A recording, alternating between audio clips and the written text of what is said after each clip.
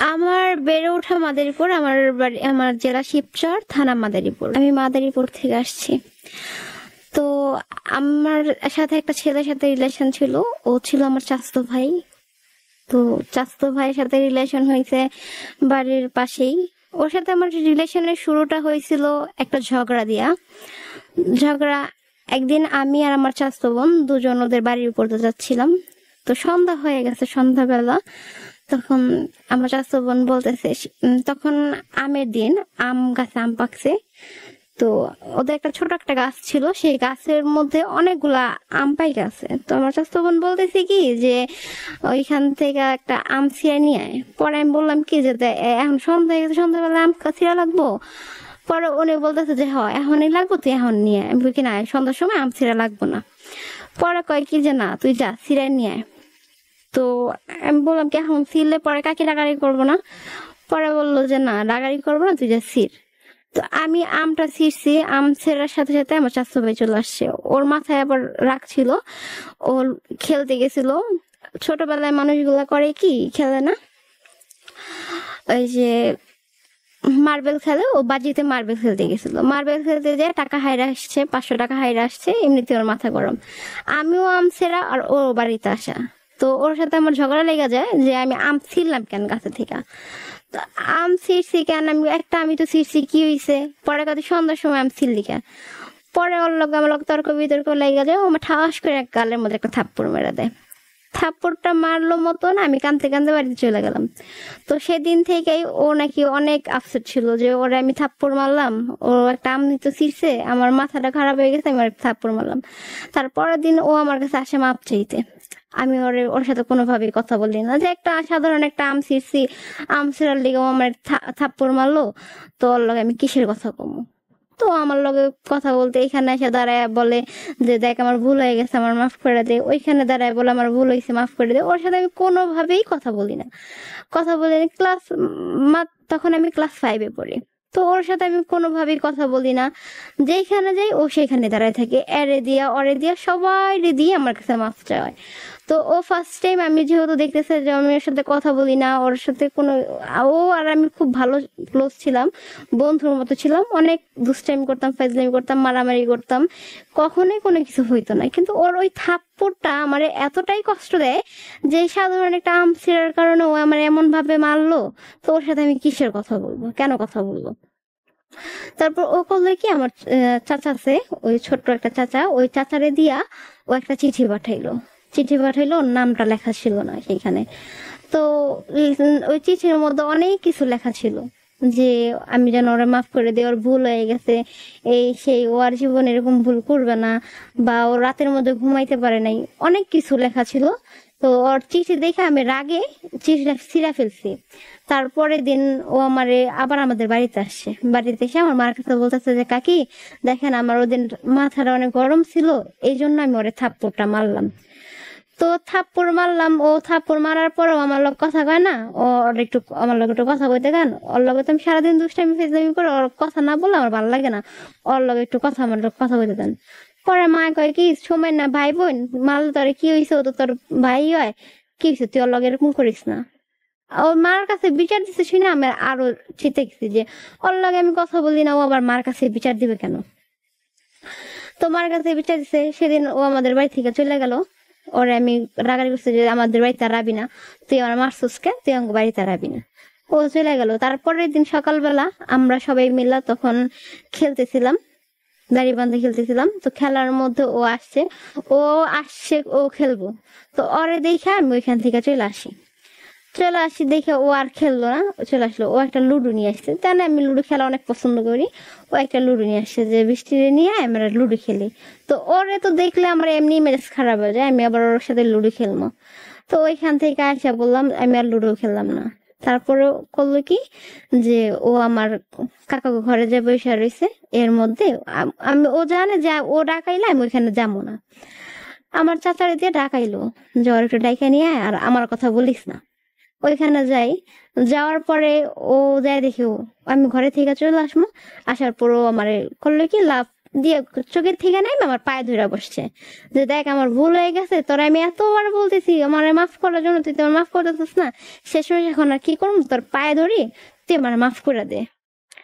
তো তখন ও যখন এই কাহিনীটা করলো তখন আর আমি আমার নিজের রাগটাকে আর করতে পারলাম না, আমি ওর মুখে দিকে তাকে হাসিয়ে দিছি যে তুই কি করস, তুই আমার পায়ে ধরস কেন।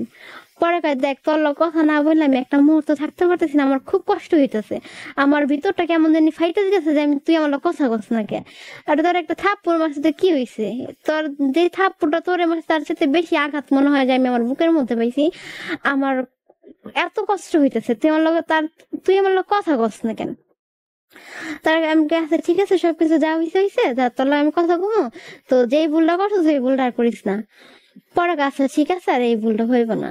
তো একদিন গেল, 2 দিন গেল, তারপরে দিন হঠাৎ করে ও আমার কাছে একটা প্রস্তাব পাঠাইলো, প্রেমের প্রস্তাব, তাও একটা চিঠির মাধ্যমে। তখন আমার কাছে ফোন ছিল না, আমার কাছে ফোন ছিল না, ক্লাস 5-এ পড়ি, তখন তার বাবা মা ফোন কিনে দিবে না, ফোন ছিল না। ও আমার চিঠি পাঠাইলো, চিঠির মধ্যে প্রপোজ করলো।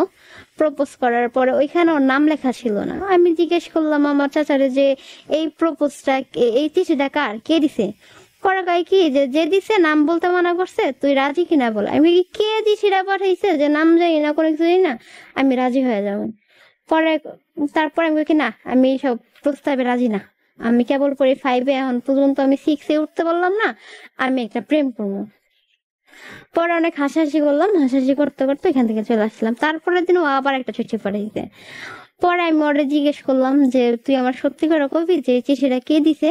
পরে কয় যে দিছে তুই এখন তারা দেখতেই পাবি, তুই একটু ঘুরে দেখ। পরে ঘুরে দেখি আমার চাস্তো ভাই আমার পিছনে দাঁড়ানো। ওরা দেখে আমার খুব খারাপ লাগলো যে ও এখন পর্যন্ত, ও ছোট আমিও ছোট, এখন কেবল পড়ি 5-এ, ও আমার একটা প্রপোজ করতেছে।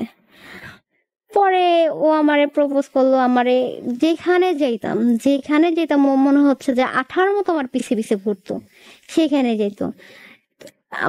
যদি আমি বাড়ি থেকে একটু দূরেও যেতাম, ও পিছনে পিছনে যাই, বাড়ির পিছনে যা দাঁড়ায় থাকতো।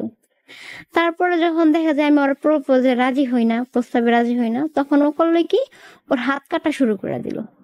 ওর হাত কাটে, পা কাটে, হাতে আগুন দিয়া পড়ে, পায়ে আগুন দিয়া পড়ে, কি করে না করে।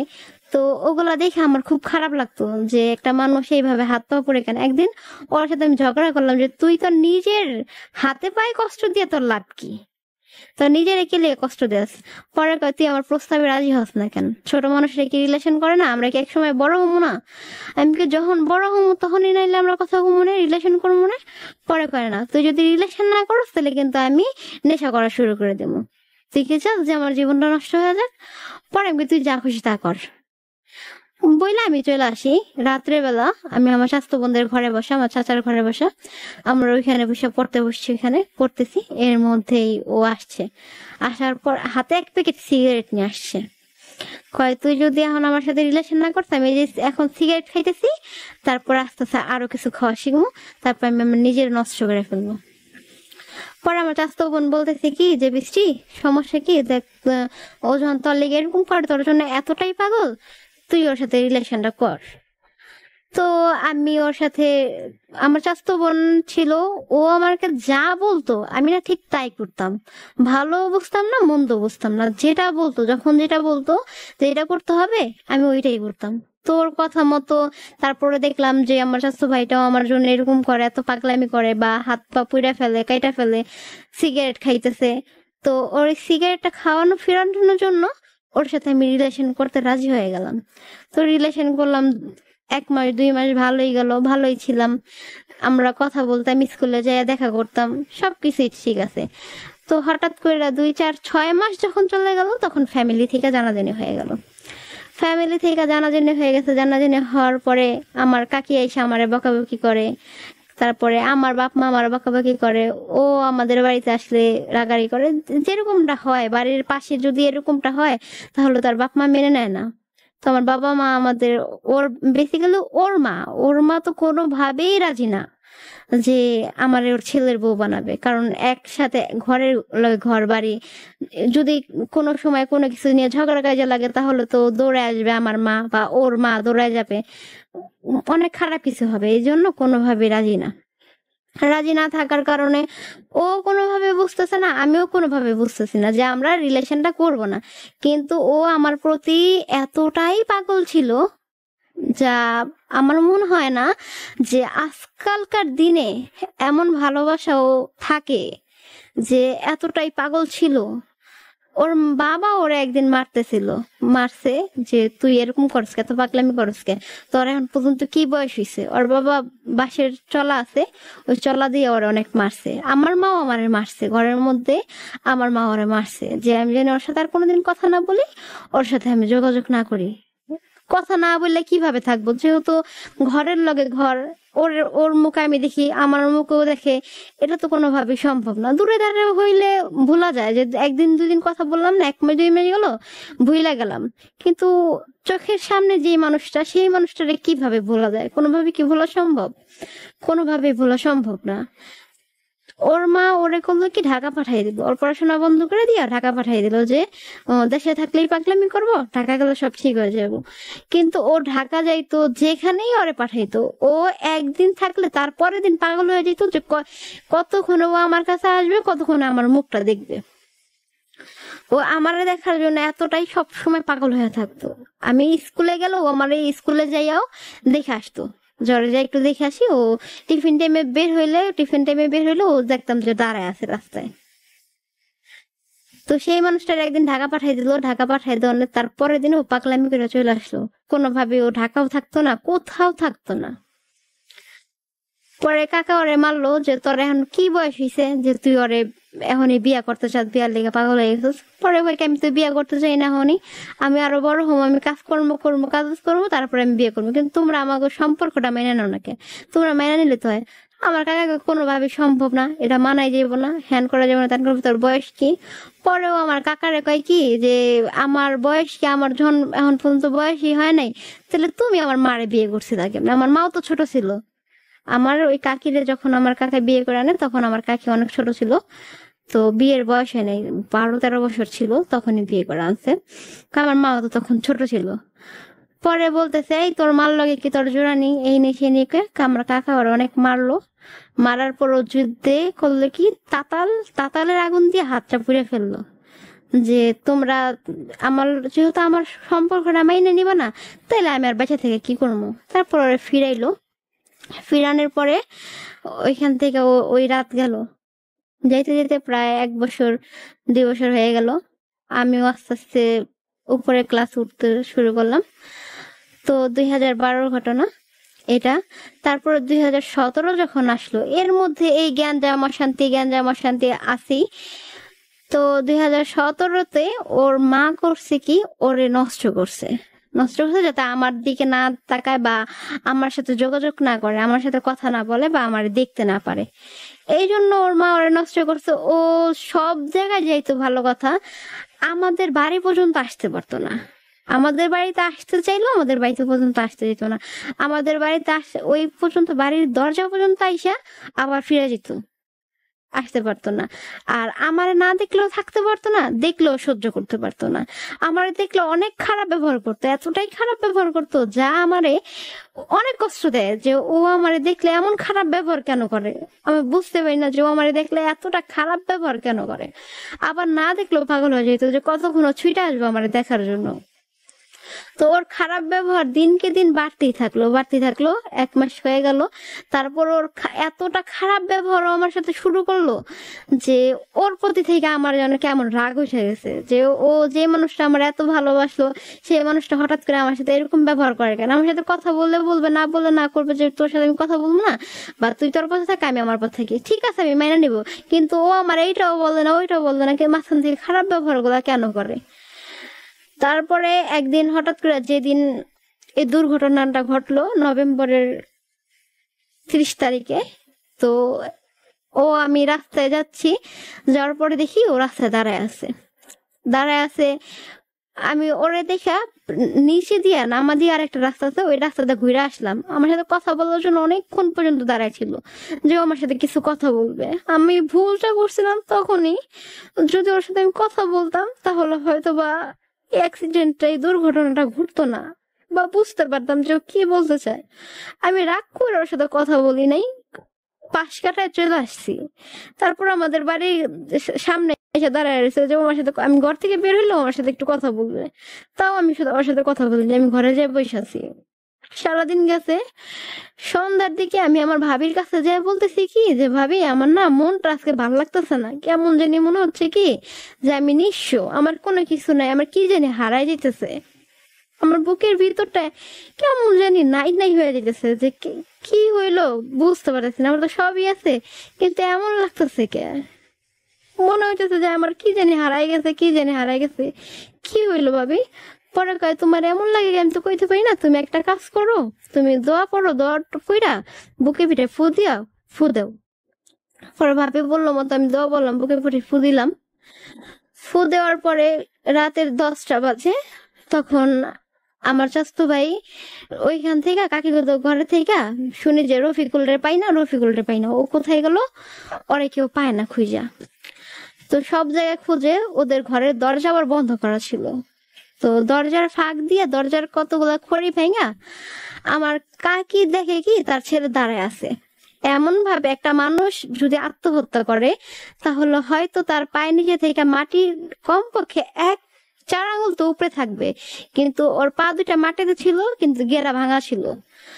তো তাকায় দেখে ওইভাবে দাঁড়ায় থাকা দেখা সে প্রথম ফলো করে না যে ওর গলায় গামছা বাঁধা। তো আবার কয়েক ও তো ঘরে গেছে, কতক্ষণ পরে মারমুন তো আবার যায় যে ও এইভাবে দাঁড়ায় আছে কেন, একই সে দৌড়ে যায়, দৌড়ে যাওয়ার পরে ডাকে, ওরা অনেক নাম ধরে ডাকতেছে কিন্তু ও কোনো সারা শব্দ করে না। পরে কাকারে ডাক দেয়, তাতে দেখো দরজা ভাঙ্গো, ও এমনি খাড়াই রয়েছে কে। পরে আমার কাকায় দৌড়ে যায়, দৌড়ে যায় দরজা ভাঙা ফেলে, দরজা ভাঙা দেখে যে হে ও ওইভাবে আত্মহত্যা করছে, গলায় গামছা দিয়া ঝুলা আছে, মাথাটা হালকা একটু ভাঙা আছে। মানে সে আত্মহত্যা করে ফেললো? হ্যাঁ, সে আত্মহত্যা করে ফেলছে। এটা কত সাল? 2017-তে। মানে এই যে আত্মহত্যাটা, এইটার মূল রিজন কি? না পাওয়ার কষ্ট, যেহেতু বাবা মা মেনে নিচ্ছে না। তখন তার বয়স কত ছিল? তখন তার বয়স ছিল 16 বছর। 16 বছর। আর আপনার বয়স? আমার বয়স ছিল 14 বছর। আত্মহত্যা করে ফেললো, সবাই হইচই করে অনেক কান্নাকাটি চিল্লাচিল্লি করতেছে যে কি হইলো কি হইলো, এইভাবে দাঁড়ায় আছে কেন। আমরা দৌড়াই ওইখানে গেলাম, তো যাওয়ার পরে তখন বেড়া ভাঙ্গা, তারপর দরজাও ভাঙা, যাই দেখি ও দাঁড়ায় আছে। এর মধ্যে আমার চাচু বোন কয় কি যে রফিকুল ভাই না মরে গেছে।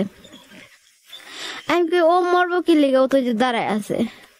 পরে যখন ভালো করে তাকাই দেখি কি যে ওর ঘাটটা আসলেই ভাঙা গেছে, ঘাটটা ভাঙা, হালকা একটু জিভ বেড়ে আছে।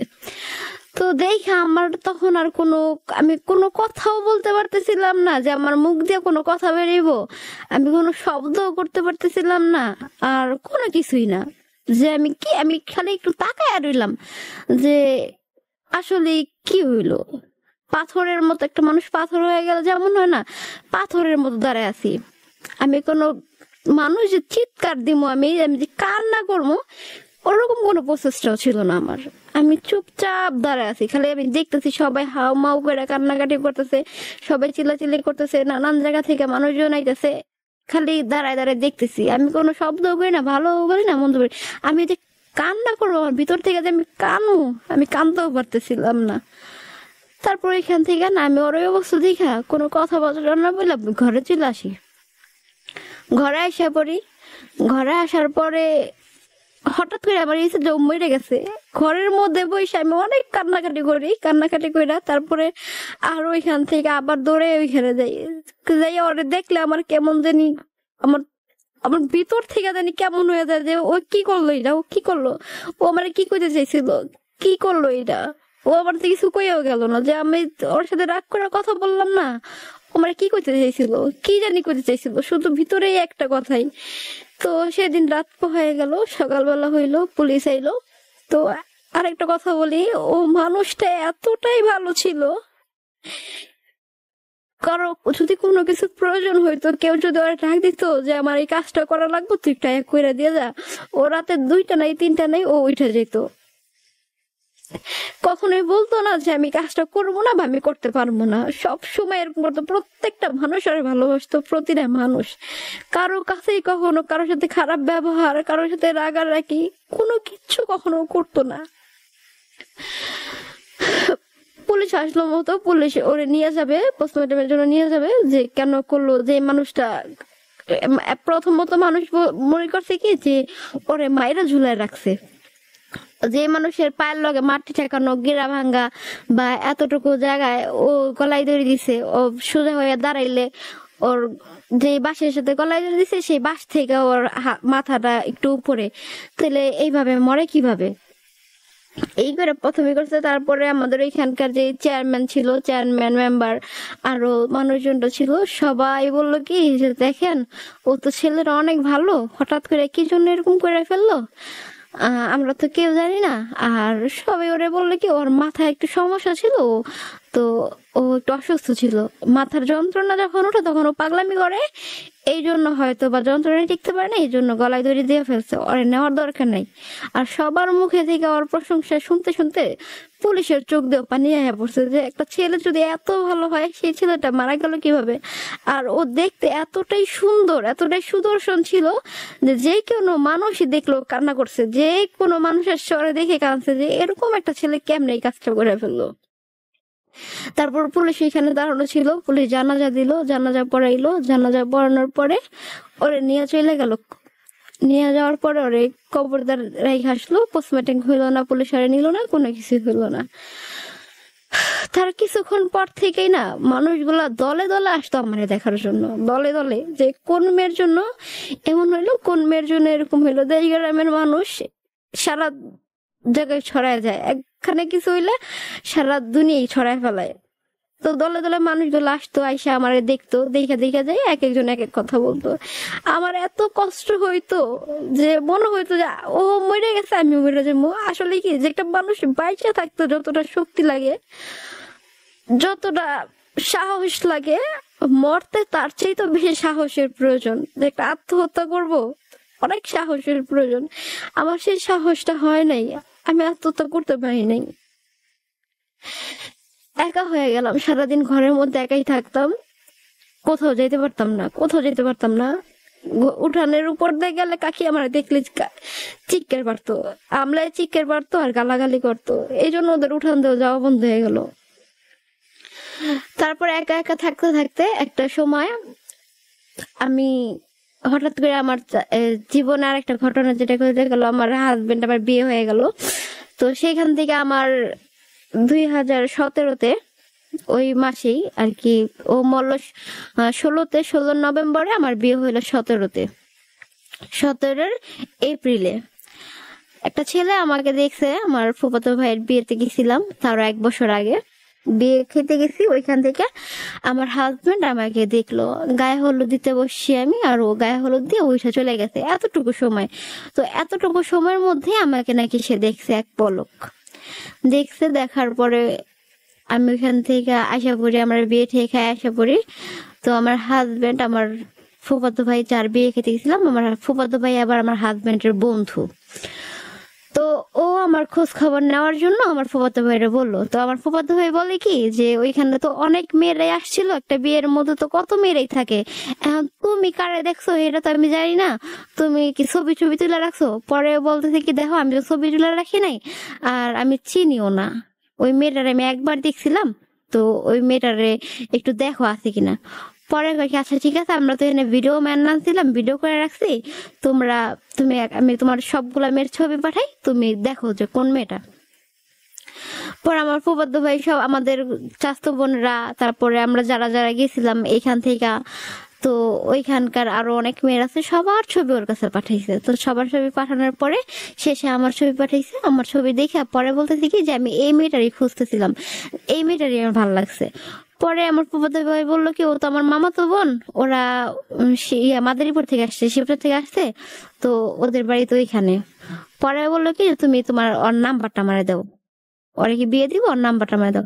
পরে কয় দেখো ওরে বিয়ে দিব কিনা সেটা তো জানি না, আমার হিস্টোরি যেখানে যা ছিল সবকিছু আমার ফুফাতো ভাই ওর কাছে ভেঙে চুরে বললো, আচ্ছা ঠিক আছে সমস্যা নাই, তুমি ওর নাম্বারটা আমার দাও, ওর সাথে ঠিক আছে বিয়ের বিষয়ে কোনো কথা বলবো না, কোনো রিলেশনও করবো না, এমনি মেয়েটার মনে তো অনেক কষ্ট, বা ও একা একা থাকে, আমি একটু যদি একটু সময় দিতে পারি বা একটু কথা বলতে পারি ওর মনটা ভালো থাকবে।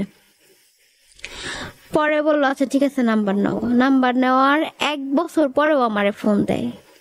তখন নাম্বার নিছে আমার মন ভালো রাখার জন্য, তার 1 বছর পরে আমারে ফোন দেয়। ফোন দেওয়ার পরে আমারে বলতেছে, ফোন দিয়ে একদিন ফোন দিয়ে কথা বলতে না বলতেই ফোনটা কাইটা দিল। কাইটা দেওয়ার পরে বলতেছে, আমার ফুফাতো ভাই আবার ফোন দিছে যে মেয়েটার সাথে গলা শুনে মনে করলাম মেয়েটা অনেক রাগী, তুমি ওর একটু বলো আমার সাথে জানি খারাপ ব্যবহার না করে, বা তুমি আমার পরিচয়টা ওর দিয়ে দাও। পর আমার ফুফাতো ভাই আমার ফোন দিল, ফোন দিয়ে বলতেছে কি বৃষ্টি ও আমার বন্ধু হয়, তুমি ওর সাথে একটু কথা বলো, ওর সাথে খারাপ ব্যবহার করো না, আমার বন্ধু তো, খারাপ ব্যবহার করলে বলবো যে আমার বোনরা বেদব। পরে আমি বললাম আচ্ছা ভাইয়া ঠিক আছে, আমি খারাপ ব্যবহার করবো না, আর আমাকে কেন এবার ফোন দিবে, পরে একটু কথা বললা দেখো কেন ফোন দেয়। তারপরে আমার ফোন দিল, ফোন দেওয়ার পরে ফোন দেয়, ফোন কাটে, ফোন দেয়, ফোন কাটে, ভালোভাবে কথা বলে না, ফোন দিয়ে হ্যালো বলে ফোনটা কেটে দেয়। তারপরে আমি ফোন দিয়ে আমি জোরে করছি যে এই আপনি আমাকে ফোন দেন, ফোন দিয়ে ফোন কেটে দেন কেন, এমন শুরু করছেন কেন, হয় ভালোভাবে কথা বললেন, তা না হলে আপনি আমাকে ফোন দিয়ে নি না। পরে কয় আচ্ছা ঠিক আছে, আমি আপনাকে যে কারণে ফোন দিছি, আমি তো আপনার ভাইয়ের বন্ধু, তো আপনার ভাই তো আপনাকে ঠিকই আমার পরিচয়টা দিছে। আমি কি, হ্যাঁ আমার ভাই আপনাকে আপনার পরিচয়টা আমাকে দিছে, বলেন আপনি কেন ফোন দিছেন। পরে বললো কি যে আপনার বিষয়ে তো আমি সবকিছুই শুনছি, সবকিছুই জানছি, তো আপনি কি আমার সাথে একটু কথা বলতে পারবেন। পরে বললো কি, আমি বলি কি আপনার সাথে আমি কেন কথা বলবো, আপনি কি বলতে চান আমাকে বলেন, তারপরে ফোনটা রেখে দেন, আমার কথা বলতে ভালো লাগতেছে না, আপনি ফোনটা রেখে দেন। পরে বললো কি আমি আপনার সাথে কথা বলতে ফোন দিছি, ফোনটা তো রাখার জন্য ফোন দিইনি, আপনি একটু আমার সাথে কথা বলেন। পরে ওই সময় মুহূর্তে আমি ফোন কাইটা দিই, ফোন কাইটা দেওয়ার পরে আবার ফোন দিছে, ফোন তুললাম না, তার 2 দিন পর আবার ফোন দিছে। পরে বল আপনার বিষয়ে আমি সবকিছু জানি, দেখেন আপনি তো এখন একা একা থাকেন, এই মুহূর্তে আপনার একটা বন্ধুর প্রয়োজন, আপনি যদি আমার সাথে বন্ধুত্ব করেন, আমি আপনার সাথে একটু, যদি আপনার সাথে একটু কথা বলেন তাহলে আপনার মনটা ভালো থাকবে। পরে বললাম কি ভাই আমার বন্ধুর দরকার নাই, আমি বন্ধু দিয়ে কি করবো, আমার বন্ধুর প্রয়োজন নাই, আপনি আমাকে ফোন দিয়েন না। পরে কয় দেখেন আপনি যদি আমার সাথে কথা না বলেন আমি জোর করে কথা বলতে পারবো না। তারপরেও একটা মানুষ এইভাবে একা একা বাঁচতে পারে না, আপনি আমার সাথে বন্ধুত্ব করেন, আমি অন্য কোনো প্রসেসে আপনার সাথে আর কথা বলবো না, বা আপনি ভাইবেন না যে আমি আপনার সাথে অন্য কোনো ভাবে কথা বলতে চাচ্ছি। পরে ওইভাবে কথা বললো, একটু ইমোশনাল ভাবে কথা বললো, কথা বলার পরে আমি বললাম আচ্ছা ঠিক আছে আপনি কথা বলতে পারেন, বাট অন্য কোনো না। পরে ও বললো কি আচ্ছা ঠিক আছে আমাদের শুধু বন্ধুত্বই থাকবে, বন্ধুত্বের মাঝে অন্য কোনো সম্পর্ক গড়াবে না, বা আমরা অন্য কোনো সম্পর্কে জড়াবো না। আমি বললাম আচ্ছা ঠিক আছে। তো ও আমার সাথে কথা বললো, কথা বলার পরেই করলো কি, আমার জানুয়ারি মাসে ফার্স্ট ডে ওদিন ও আমার প্রপোজ করলো। ওর প্রপোজে আমি অনেক রাগ হয়ে গেছি যে আপনার সাথে তো আমার এমন কথা ছিল না, আপনি কেন আমাকে প্রপোজ করলেন, বা আপনি সবকিছুই জানেন যে আমার লাইফে একটা অ্যাক্সিডেন্ট ঘটে গেছে, তো এই মুহূর্তে আর একটা মানুষের সাথে রিলেশন করা আমার পক্ষে কোনোভাবেই সম্ভব না। পরে ওদিন রাতে ও অনেক কান্নাকাটি করে, ওর জীবনে ঘটে যাওয়া সবগুলো ঘটনা আমাকে বলে। ওর জীবনে ঘটে গেছে, ওর মা, আমার যে শাশুড়ি মা, আমার শাশুড়ি মা ও নাকি যখন বাহিরে চলে যায়, বাহিরে যাওয়ার ওকে বাহিরে পাঠানোর 1 মাস পরে আরেকটা লোকের সাথে চলে আসে আমার শ্বশুরকে রেখে। আমার শ্বশুর সৌদি আরব থাকে, তো আমার শ্বশুরকে রেখে আরেকটা লোকের সাথে ওর মা চলে আসে। পরে ওর জীবনে নাকি ছোটবেলা থেকে ও অনেক কষ্ট করছে, ওর বাবা ওকে আদর করে নাই, মা ভালোবাসে নাই, বা ওর জীবনে নাকি অনেক কিছু দেখছে, অনেক ঘটনা দেখছে, অনেক কাহিনী দেখছে, আর ওর মা ভালো ছিল না। আমার শাশুড়ি মা যিনি, ওনার চরিত্র ভালো ছিল না, সেটা আমি নিজেও চোখেও দেখছি, ওনার চরিত্র ভালো ছিল না। তো ছোটবেলা থেকেই ওকে ওর মামা বাড়িতে রাইখা বড় করছে, ওর মামা বাড়িতে থাকতো, ওর বাবা থাকতো সৌদি, আর ওর মা থাকতো বাড়িতে একা। বলে আমার বাবা সৌদি আরব থাকতো, আমার মা আমার নানা বাড়িতে রাখছে, আমার খালা গোবো কাছে রাখছে, আমি তাদের বাড়িতে কাজকর্ম করছি, কইরে লয় খাইয়া লয়, তারপরে বড় হইছি, তারপরে আমার টাকা পয়সা দিয়ে আমি পড়াশোনা করছি, কিন্তু আমার মা আমাকে কখনোই আমার আমাকে তার নিজের কাছে রাখে নাই। কারণ আমি যদি কখনো বেড়াইতে আসতাম তখন আমার মা আমাকে এক রাত রেখে তারপরের দিন সকালবেলা পাঠাই দিত, তার কাছে আমাকে কখনোই রাখতো না। তো আমি জিজ্ঞেস করলাম যে তাহলে আপনার মা আপনাকে কেন তার কাছে রাখতো না, কি হয়েছে? পরেও আমাকে বললো কি, দেখো তোমার যদি আমি এই ঘটনাগুলো সবকিছু বলি, একটা সময় দেখা গেল তুমি আমাকে এই সব বিষয়গুলো নিয়ে খোটাখাটি দিবা বা আমারে খারাপ বলবা। পরে আমি বললাম কি, দেখেন সবাই তো আর একরকম হয় না, আমি আপনাকে কেন এই বিষয়গুলো নিয়ে খোটাখাটি দিব, কেন আপনাকে খারাপ বলবো? আপনার জীবনের যেহেতু সবগুলো কথাই আপনি আমাকে বলে দিছেন, এই কথাটাও না হয় আপনি আমাকে বলেন, আমি বলবো না কখনো। আজকে এইখানে এসে এই কথাগুলো বলতে আমি বাধ্য হচ্ছি শুধুমাত্র আমার স্বামীর কারণে। ওকে কথা দিয়েছিলাম আমি আপনাকে কথাগুলো কখনো বলবো না, খোটাখাটি দিব না, সেইখানে আজকে আমি সারা পৃথিবীর মানুষগুলোকে জানাচ্ছি কেন, শুধু একমাত্র আমার স্বামীর কারণে। তো তখন ও আমাকে বলতেছে যে আমার মা, আমি একদিন আমার মাকে না বললে আমি চলে আসছি বাড়িতে, আয়সা আমার মা আমাকে দেখে অবাক হয়ে গেছে। রাত্রেবেলা আসছি, আমার মা আমাকে তাড়াতাড়ি খাবার দিয়ে খাওয়াইলে শোয়ে রাখছে, আমি ঘুমাই গেছি। তো হঠাৎ করে রাত্রেবেলা ওইটা দেখি আমার মা ওই পাশের রুমে শোয়া শোয়া দেখি আরেকটা লোকও তার সাথে শোয়া। তো আমি বললাম, আমি যে কথা বলবো, কথা বলার মতো ভাষা আমার নাই। আমি ভয় পাইয়া তাড়াতাড়ি বিছনা থেকে উঠে গেছি, তখন আমি ছোট ছিলাম, তাড়াতাড়ি বিছনা থেকে উঠে গেছি। ওই লোকটার যে জুতা ছিল, জুতার সাথে আছাড় খেয়ে আমি পড়ে গেছি। তো তখন আমি ভয় পেয়েছিলাম, ভয় পাইয়া তখন আমি অজ্ঞান হয়ে গেছিলাম। ওই লোকটা অনেক লম্বা ছোটা ছিল, অনেক বড় ছিল, দেখে আমি ভয় পাইছিলাম। আমাকে হাসপাতালে নিয়ে ভর্তি করে, আমি 2 দিন পর্যন্ত ভর্তি ছিলাম। তো সেইখান থেকেই আমার হার্টের প্রবলেম হয়ে যায়। তো তখন থেকে আমি একটু হার্টের দিক দিয়ে দুর্বল। তো এই জন্য আমার মা আমাকে তার কাছে রাখতো না। পরে বললাম এই কাহিনী। পরে বললো যে হ্যাঁ। পরে আমি বললাম যে আপনার মা এখন কোথায়? পরে বললি কি যে আমার মা এখন কোথায়, আমাকে বাহিরে, আমি যখন বড় হইলাম আমাকে বাহিরে পাঠাই দিল। আমাকে যেই মাসে বাহিরে পাঠাইছে সেই মাসেই আমার মা আরেকজনের সাথে চলে গেছে। দেখো বৃষ্টি, আমি তো জীবনে একা, আমি কখনোই কারো ভালোবাসা চাইনি, না পাইছি মার ভালোবাসা, না পাইছি বাবার ভালোবাসা, আমি কখনোই কারো ভালোবাসাই পাইনি। আমি যদি একটা কাজ করতে পারছি আমি খাইতে পারছি, না করতে পারছি না খায়া রইছি, কিন্তু কখনোই কেউ আমার ভালোবাসা নাই। কিন্তু তুমি এমন একটা মানুষ যে মানুষকে ভালোবাসতে জানো, মানুষকে ভালোবাসতে পারো। তুমি যদি আমাকে একটু ভালোবাসো তাহলে হয়তো আমার জীবনটা অন্যরকম হয়ে যাবো, জীবনটা পাল্টে যাবো। তুমি যদি চাও তাহলে আমার জীবনটা ঘুরে দাঁড়াইতে পারে, আর যদি তুমি না চাও তাহলে আমার জীবনটা এইভাবেই থেমে থাকবো। তোমাকে আমি যখন দেখি তখন থেকে তোমাকে আমার অনেক ভালো লাগে।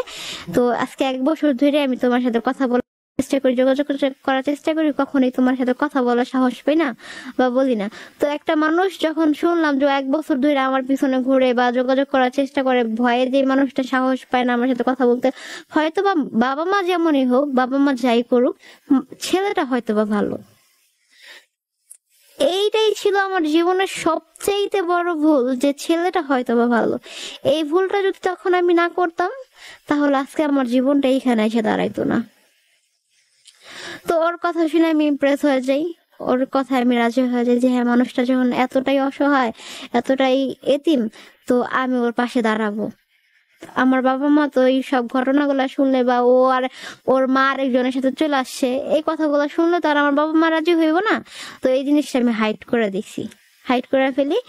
তো আমার বাবা মার কাছে আমি যখন এই বিষয়টা জানাই, জানানোর পরে আমার বাবা মা রাজি হয় না প্রথম, যে অত দূরে বিয়ে দিবে না।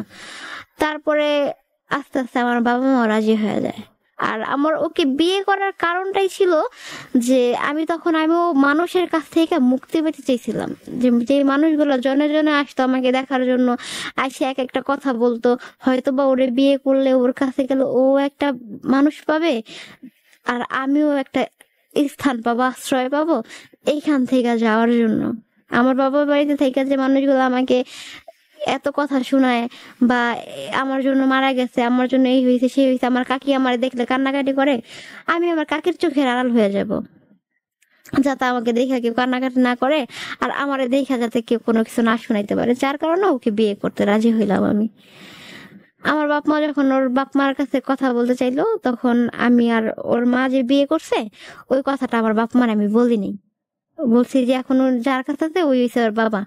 তো ওর ওই মা ওই লোকটারে বাবা সাজায়, ওর বাবা সাজায় নিয়ে আসলো আমাদের বাড়িতে। এসে আমাদের কাবিন হয়ে গেল, বিয়ে হয়ে গেল। এতটাই তাড়াতাড়ি বিয়ে হয়ে গেল, ও বিয়ে করার জন্য পাগল হয়ে উঠছে, বিয়ে হয়ে গেল। আর তখন এই কথা বলছে যদি আমি যদি ওকে বিয়ে না করি তাহলে ও জীবনে বিয়ে করবে না, আর ও ওইখানেই মারা যাবে, আত্মহত্যা করবে, ওইখানে মারা যাবে। আমার ভিতরে এমনি একটা ভয় যে আমি এমনি একজনে হারাই ফেলছি, আরেকজন আমার জন্য মারা যাবে, এই কথা চিন্তা করে আমি বিয়ে করে ফেললাম। ওর মার কাছে সেম একই কথা বলছে যে তোমরা যদি এখন ওরে নাই না দাও তাহলে আমি এখানে বসে কি করবো আমি নিজেও জানি না। ওর মা আসলো, ওর ওই বাবা আসলো, সবাই আসলো, এসে দেখে গেল, দেখে যে আমাকে পছন্দ হয়েছে। তারপরের সপ্তাহে আমার কাবিন। কাবিন হওয়ার পরে আমাকে নিয়ে গেল ওদের বাড়িতে, ওর মা যেখানে থাকে সেখানে ভাড়া থাকে, ওই ভাড়া বাড়িতে আমাকে নিয়ে গেল। আর আমরা আমাদেরকে সবার কাছে বলছে ওইটা ওদের নিজের বাড়ি। ও শুরুতেই আমার সাথে মিথ্যা কথা বলে আসতো, বলছে যে আমাদের নিজের বাড়ি, নিজেদের এই আছে সেই আছে, হ্যান আছে ত্যান আছে, সবকিছু শুধু চাপা পিটাইতো। এত পরিমাণ মিথ্যা কথা বলতো, একটা মানুষকে না দেখলে এখন আমি বুঝতেছি যে ও কি পরিমাণ মিথ্যা কথাগুলো বলতো। তো নিয়ে গেল, নিয়ে যাওয়ার পরে এখানে জানলাম যেটা ওদের বাড়ি না, এটা ভাড়া বাড়ি। যাওয়ার 1 মাস পরে ও দেশে আসলো। দেশে আসার পরে হাতে একটা টাকা পয়সা নিয়ে আসে নাই, কিচ্ছু নিয়ে আসে নাই। 1 মাস ওর মার কাছে ছিলাম, ওর মার কাছে ওর মা ওরে বলতেছে যে তোমার বউ তো আমার এখানে 1 মাস আসছিল, 1 মাসে 70,000 টাকা তোমার বউর পিছনে আমরা ভাঙছি। পরে আমি বললাম যে মা আপনি তো আমার পিছনে 1 মাসে 70,000 টাকা ভাঙছেন, আপনি 1 মাসে আমার পিছনে 70,000 টাকা কি দিয়ে ভাঙলেন? আমি যে আপনার বাড়িতে এসে যে থাকতেছি 1 মাস ধইরা, তো আমি তো আপনি তো আমাকে 1 সেট কাপড় চোপড় কিনে দেন নাই, যে 1 সেট কাপড় চোপড় কিনেছেন তা তো আপনার খরচ হয়েছে। আমি তো আমার বাবার বাড়ি থেকে যা যা নিয়ে আসছিলাম আমি এখনো পর্যন্ত তাই পড়তেছি। আর আমার যে কাপড় চোপড় গুলো আমার বাবার বাড়ি থেকে নিয়ে আসি, আমি 1 বছর পর্যন্ত এই কাপড় চোপড় গুলোই পরতে পারবো। তো আপনি আমাকে কি কিনে দিচ্ছেন যে আপনি আমার পিছনে 1 মাসে 70,000 টাকা ভেঙে ফেলছেন? পরে বলতেছি কি যে বউ তুমি বেশি কথা বইলো না, তুমি বড়দের কথার মাঝে থাইকো না, আমি তোমার স্বামীর সাথে কথা বলতেছি, আমার কথা বলতে দাও, তুমি ঘরে যাও। এই কথা বললো মতো আমি ঘরে চলে আসলাম। ঘরে চলে আসলাম, তারা মায়েরা ছেলেরা ঝগড়া লেগে গেছে যে ও 1 মাসে কি এমন খায়া ফেলাইছে, তোমরা ওরা কি খাওয়াইছো, কি দিছো যে 1 মাসে 70,000 টাকা ভেঙে ফেললা। পরে এই সেই হ্যান ত্যান নানান কিচ্ছা কাহিনী দেখাইয়া ঝগড়া গাইয়া লাগলো। আস্তে আস্তে ওরকম প্রতিদিনই ঝগড়া লাগতো। আর আমার শাশুড়ি এমন একটা মানুষ ছিল, খুবই অশ্লীল ছিল, যে জিনিসগুলো আমি পছন্দ করতাম না, ভালো লাগতো না। কারণ আমরা তো ওই সমাজেরই না, ওই ফ্যামিলিরই না, যে তার ওই কাহিনীগুলো আমার ভালো লাগবে। খুব কষ্ট করে ওখানে আমি থাকতাম। উনি যাকে সেকেন্ড বার যাকে বিয়ে করছে ওই লোকটার সাথে উনি খুব খারাপ ভাবে থাকতো। যে আমরা যে বড় হইছি, আমাদের বাবা মা এখনো পর্যন্ত আমরা ঘরের মধ্যে ঢুকলে বা ঘরে তাদের সামনে গেলে আমার বাবা মা যদি একসাথে পাশাপাশি বসা থাকতো, আমাদের দেখে ওইটা অন্যখানে যায় বসতো, দূরে যায় বসতো বাবার পাশ থেকে, বা বাবা দূরে যায় বসতো দেখলে। আর সেখানে উনি আমাদের সামনে কেমন ব্যবহার করতো, কি করতো, ওগুলা ভালো লাগতো না আমার। ঘরে চলে যেতাম, তো আমার হাজবেন্ড ঘরে যদি বাজার করে আনতো, বাজার করে আনলে যা রান্না করতো সব কিছু উনি আগে আগে বাইরা ওনার যে স্বামী ছিল ওই স্বামীর জন্য রেখে দিত। শেষে আমাদের বলতো তোমরা এগুলা খাও, যা যা আছে ভাগযোগ করে খাও। তো একদিন আমি বলি কি যে মা দেখেন আপনার ছেলে তো আসছে এখানে, কয়দিন আর থাকবে, 3 মাসের ছুটি নিয়ে আসছে, তো পরে তারপর চলে যাবো। এখন যদি তার একটু ভালো মন্দ আপনি না খাওয়ান বা সবকিছু যদি বাইরে বাইরে নিয়ে যান, তাহলে হে কি খাইবো? হ্যাঁ ওইখানে যাই আবার রান্না বাড়া করবো, মানুষ ছেলে মানুষ রান্নার ডরে খাইতে চায় না। হ্যাঁ তো এই জিনিসটা তো আপনার বুঝতে হইব। পরে ভাই কি আমার এত কথা তুই বুঝাইস না, এত যা আছে খাওয়া হইব না, তোকে খাওয়া হইব না, এই কথা বলতো। তো সব সময় দেখতাম যা রান্না করতো সবকিছু খেয়ে নিয়ে বাইরে বাইরে ওনার জন্য রেখে দিত, আর আমাদের জন্য আমার স্বামীর জন্য না কোনো কিছু থাকতো না। তো 1 দিন 2 দিন এগুলো সহ্য করতাম। একদিন হঠাৎ করে বাজার থেকে অনেক রকমের পাঁচমিশালি মাছ নিয়ে আসছে, সেই মাছগুলা কইটা ধুইয়া রান্না বাড়া কইরা আমি রাখছি। সে করলো কি উপর থেকে সব মাছগুলা নিয়ে উপরে চলে গেল, উপরে যে বলতেছে যা তো তোমরা ভাগযোগ করে খাও, রাত্রে করো। তার স্বামীর জন্য সে রান্না উপরে থেকে আরো রাত্রে যে খাবে সেটা বাইরে রেখে দিল। আর আমারও বলতেছি কি ফ্রিজে বেগুন আছে, একটা বেগুন বাইর করো, পোড়া দিও, ঘ্যাসের চুলায় পোড়া দাও, পোড়া দিয়ে তোমরা ভর্তা করে ভাত খাইলো। দেওয়ান তো তরকারি টান পড়ে গেছে, হে আইবো, হে আইলে এইটুকু দিয়ে হে খাই ফেলাইবো না, তোমরা এই করো। তো সেই জিনিসটা দেখে আমি আরো চেতে গেছি যে সব হে বাইরা বুইরা কাইসা কুইসা নিয়ে গেছে, আমি না হয় না খাইলাম, এই লোকটা কি খাইবো? রাত্রেবেলা কি এই লোকটা না খাই থাকবে? একটা বেগুন পোড়া দিয়ে কি ভাত খাওয়া যায়? এই কথা বললে আমি ওদিন রাত্রে আমার স্বামীর সাথে অনেক কি করলাম যে আমরা এখানে কোথায় আছি, কাদের কাছে আছি, এরা তো আমাদের কোনো করে না। পরের দিন উনি ঝগড়া করলো, ঝগড়া করে তারপরের দিন আমাদের বাড়িতে চলে আসলো। 2 মাস ওইখানে থাকলাম আর 1 মাস আমাদের বাড়িতে ছিলাম। ওই 1 মাসে ও আমাদের বাড়িতে থেকে ওইখান থেকে বাহিরে চলে যায়।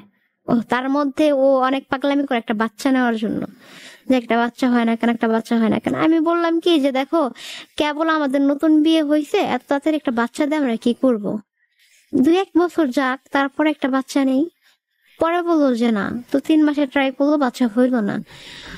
বাচ্চা না হওয়ার পরেও তো আমাদের বাড়িতে আমার রেখে গেল যে তুমি তোমাদের বাড়িতে থাকো, এখানে আমি খাওয়ান খরচ দিব, তোমার ওইখানে আর যাওয়া লাগবে না, যেহেতু আমার মা তোমার সাথে এমন করে বা তারা এমন করে, তোমার যাওয়া লাগবে না। ঠিক আছে, আমাদের সুখের মুহূর্তটা ছিলই ওই 3 মাস।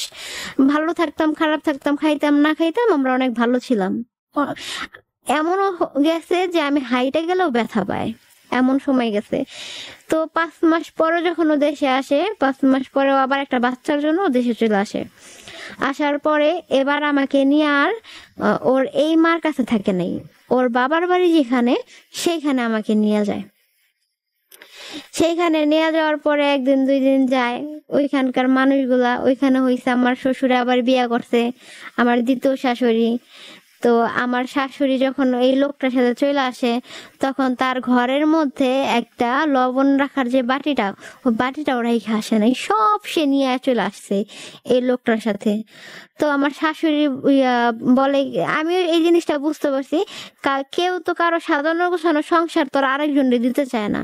আর আমি তার ওই আগের ঘরের সতীনের ছেলের বউ, সে কি আমারে সবকিছু দিয়ে দিবে? দিবে না। তো সেও আমার সাথে অনেক খারাপ ব্যবহার শুরু করে দিল। আর শুধু আমার হাজবেন্ডে এক একটা কথা বলে হিসকা দিত যে এই সেই এখন রাষ্ট্রে না ধরে না, এখন এটা করে না, সেটা করে না, এই বউ তো পরে রইব। তখন থেকে আমার স্বামী আমার সাথে খারাপ ব্যবহার শুরু করলো। এইখান থেকে ওইখানে যাইলে যে মানুষটা 3 মাস ভালো ছিল, সেই মানুষটা পরবর্তী 5 মাস পরে এসে অন্যরকম একটা রূপ নিল, পুরাটাই চেঞ্জ, পুরাটাই পাল্টাই গেছে। ওরে আমি একেবারে চিনতেই পারতেছিলাম না যে এই মানুষটাই কি সেই মানুষটা। ওর খারাপ ব্যবহার দিনকে দিন বাইরেই গেল, দিনকে দিন বাইরে গেল। ও করতো কি, বাইরে তো থাকতোই না, আসতো, আসার পরে ঘরে বাসায় থাকতো 2 দিন, তারপরের দিন ও চলে যেত ঢাকা। ঢাকা কার কাছে যেত, কি করতো, ওগুলো আমরা জানতাম না। কোথায় যেত তাও জানতাম না, এটা থাকলো গোপন। ও ফোনে কথা বলতো, দেখতাম কি যে সারাক্ষণ ফোনে কথা বলতেছে। কার সাথে কথা বলতো সেটাও বলতো না। যদি জিজ্ঞেস করতাম তুমি কার সাথে কথা বলো, বলতো আমার ভাবির সাথে কথা বলি, এমুকের সাথে কথা বলি, সেমুকের সাথে কথা বলি। আমি বলতাম কি যে তোমার ভাবির সাথে, এমুকের সাথে, সেমুকের সাথে তুমি কথা বলো, তাহলে তুমি আমার সামনে বললে তোমার কি সমস্যা? তুমি আগাচোরা লুকাইয়া গোপনে কথা বলো কেন? পরে বলে কি যে তোর এত কিছু জানি না, লাভ নেই, এটা বলতো। তারপর একদিন ঝগড়া লাগলো, তর্ক বিতর্ক লাগলো। ওর ফোনে কথা বলতেছে, স্বামী স্ত্রী যেমন ভাবে কথা বলে সেম ওইভাবে কথা বলতেছে। পরে ওর সাথে আমি বললাম যে তুমি এইরকম ভাবে কার সাথে কথা বলো, আমার আজকে বলতেই হইব। এই কথা বললাম তো ও আমার গায়ে হাত তুললো, আমার মারলো পর্যন্ত। এমনিতেই ওইখানে গেছি আমারে কাজ করাইতে করাইতে সারাটা দিন আমারে কাজ করাইতো। ওইখানকার মানুষ যারা, একটা মানুষ একা খায়, যে তার কেউ নাই, একা, সেই মানুষটা ধান করে।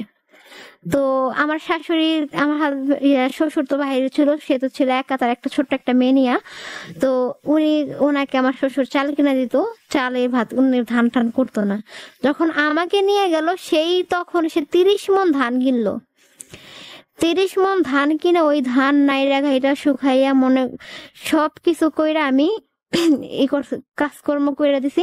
একদিন ভাত চড়াইছি, তারা খৈলানে উঠানে নিয়ে ধান মেলে দিছে। তো এমন সময় মেঘ হাস করছে, বৃষ্টি নামবে এরকম সময়। তো আমারও ভাত ফুইটে গেছে, আমি ভাত চড়াইছি, ভাত ফুটে গেছে, আমার ভাত গড় দিতে হবে। এমন সময় যখন আমাকে বলতেছে কি যে তুমি তাড়াতাড়ি আসো, আমি আর যাই নাই। না যাওয়ার কারণে আমার শাশুড়ি ধানগুলা সব উঠে এসে আমাকে বাড়িতে বসে কি বকাবকি শুরু করছে। পরে আমি বললাম কি যে দেখেন, আমি যদি এখন ওইখানে যাই তখন তো ভাতগুলো নষ্ট হয়ে যাবে, হয় ভাতগুলো পুড়ে যাবে, তা না হয় ভাতগুলো বেশি গইলা যাবে, আমি এটা রেখে কিভাবে যাবো এখানে।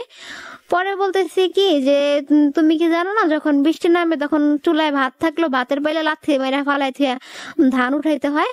হ্যাঁ, এক পাইলা ভাত গেলে কি হয়েছে, ভাত চড়াই দিলে ভাত হয়ে যাবে, ধান যদি ভিজে যেত। আমি বললাম কি মা, আম্মা বৃষ্টি তো আর আসে নাই, বৃষ্টি হাফ করছে, আমি ভাতে গড় দিছি, এখন আমি যাবো, ঝাড়ুটা হাতে নিছি, এখন আমি যাবো। কয় তুমি আগে আসলা না কেন, আগে কেন আসলা না, এই বইলে অনেক ঝগড়া কাজে কইরা আমার হাজবেন্ডের কাছে বিচার দিল, আমাকে মারলো। মারার পরে আমি ঘরে বসে কান্নাকাটি করতেছি যে আমি এখান দিয়ে তো আমি ভালোই করতেছিলাম, ভাতগুলো রান্না করছি, তারা কাজকর্ম করে আসে উঠান থেকে ধান নিয়ে এসে গোসল করবো, জিরাইবো, খাওয়া দাওয়া করবো, যদি ভাতই না রান্না থাকে তারা খাইবো কি, এই চিন্তা করে আমি আর ওইখানে যাইনি। পরে আমার মারলো, মারার পরে ওইখান থেকে তারা চলে গেল। তারপর আমি শোয়া থেকে উঠলাম, আমার শাশুড়ি এই শুধু ধান কাটা ছাড়া আর কোনো কিচ্ছু করতো না, পুরো একটা সংসারের কাজ যেখানে যা ছিল যাবতীয় আমাকে দা করাইতো। আর এদিকে আমি আমার বাবার বাড়িতে ছিলাম, এক গ্লাস পানি বুড়াও খাইতাম না, স্কুলে যাইতাম, স্কুল থেকে আসতাম, ওই পর্যন্তই। আর আমার মা আমাকে হাতে করে রাখা হইতো, আর ওইখানে যাই আমি যা যা জীবনে না করছি তা তো আমি শিখে গেছি, সবকিছু করা আমি শিখে গেছি, রান্না বাড়া যেখানে যাচ্ছে সব শিখে গেছি আমি করতে করতে। তারপরে আমার স্বামী আবার চলে গেল ঢাকা, ঢাকা যাইতো আসতো, তাকে জিজ্ঞেস করলে সে বলতো না যে কোথায় যায় কি করে, কোনো কিছু বলতো না। রোজার মাস, রোজা চলে গেল, ঈদের দিন আমি আমার বাবার বাড়িতে যাব, যে সকালবেলা এখানে ছিলাম, রান্না বাড়া করছি, খাওয়া দাওয়া হয়েছে, আমি বিকাল দিকে আমাদের বাড়িতে যাব। 3 মাসের মধ্যে একদিন আমার স্বামী আমাকে আমার বাবার বাড়িতে নিয়ে যায়নি, বাপের বাড়িতে যাব। তো ও করলো কি যে সকালবেলা খাওয়া দাওয়া করে সাথে সাথে কাপড় চোপড় পরে চলে গেছে।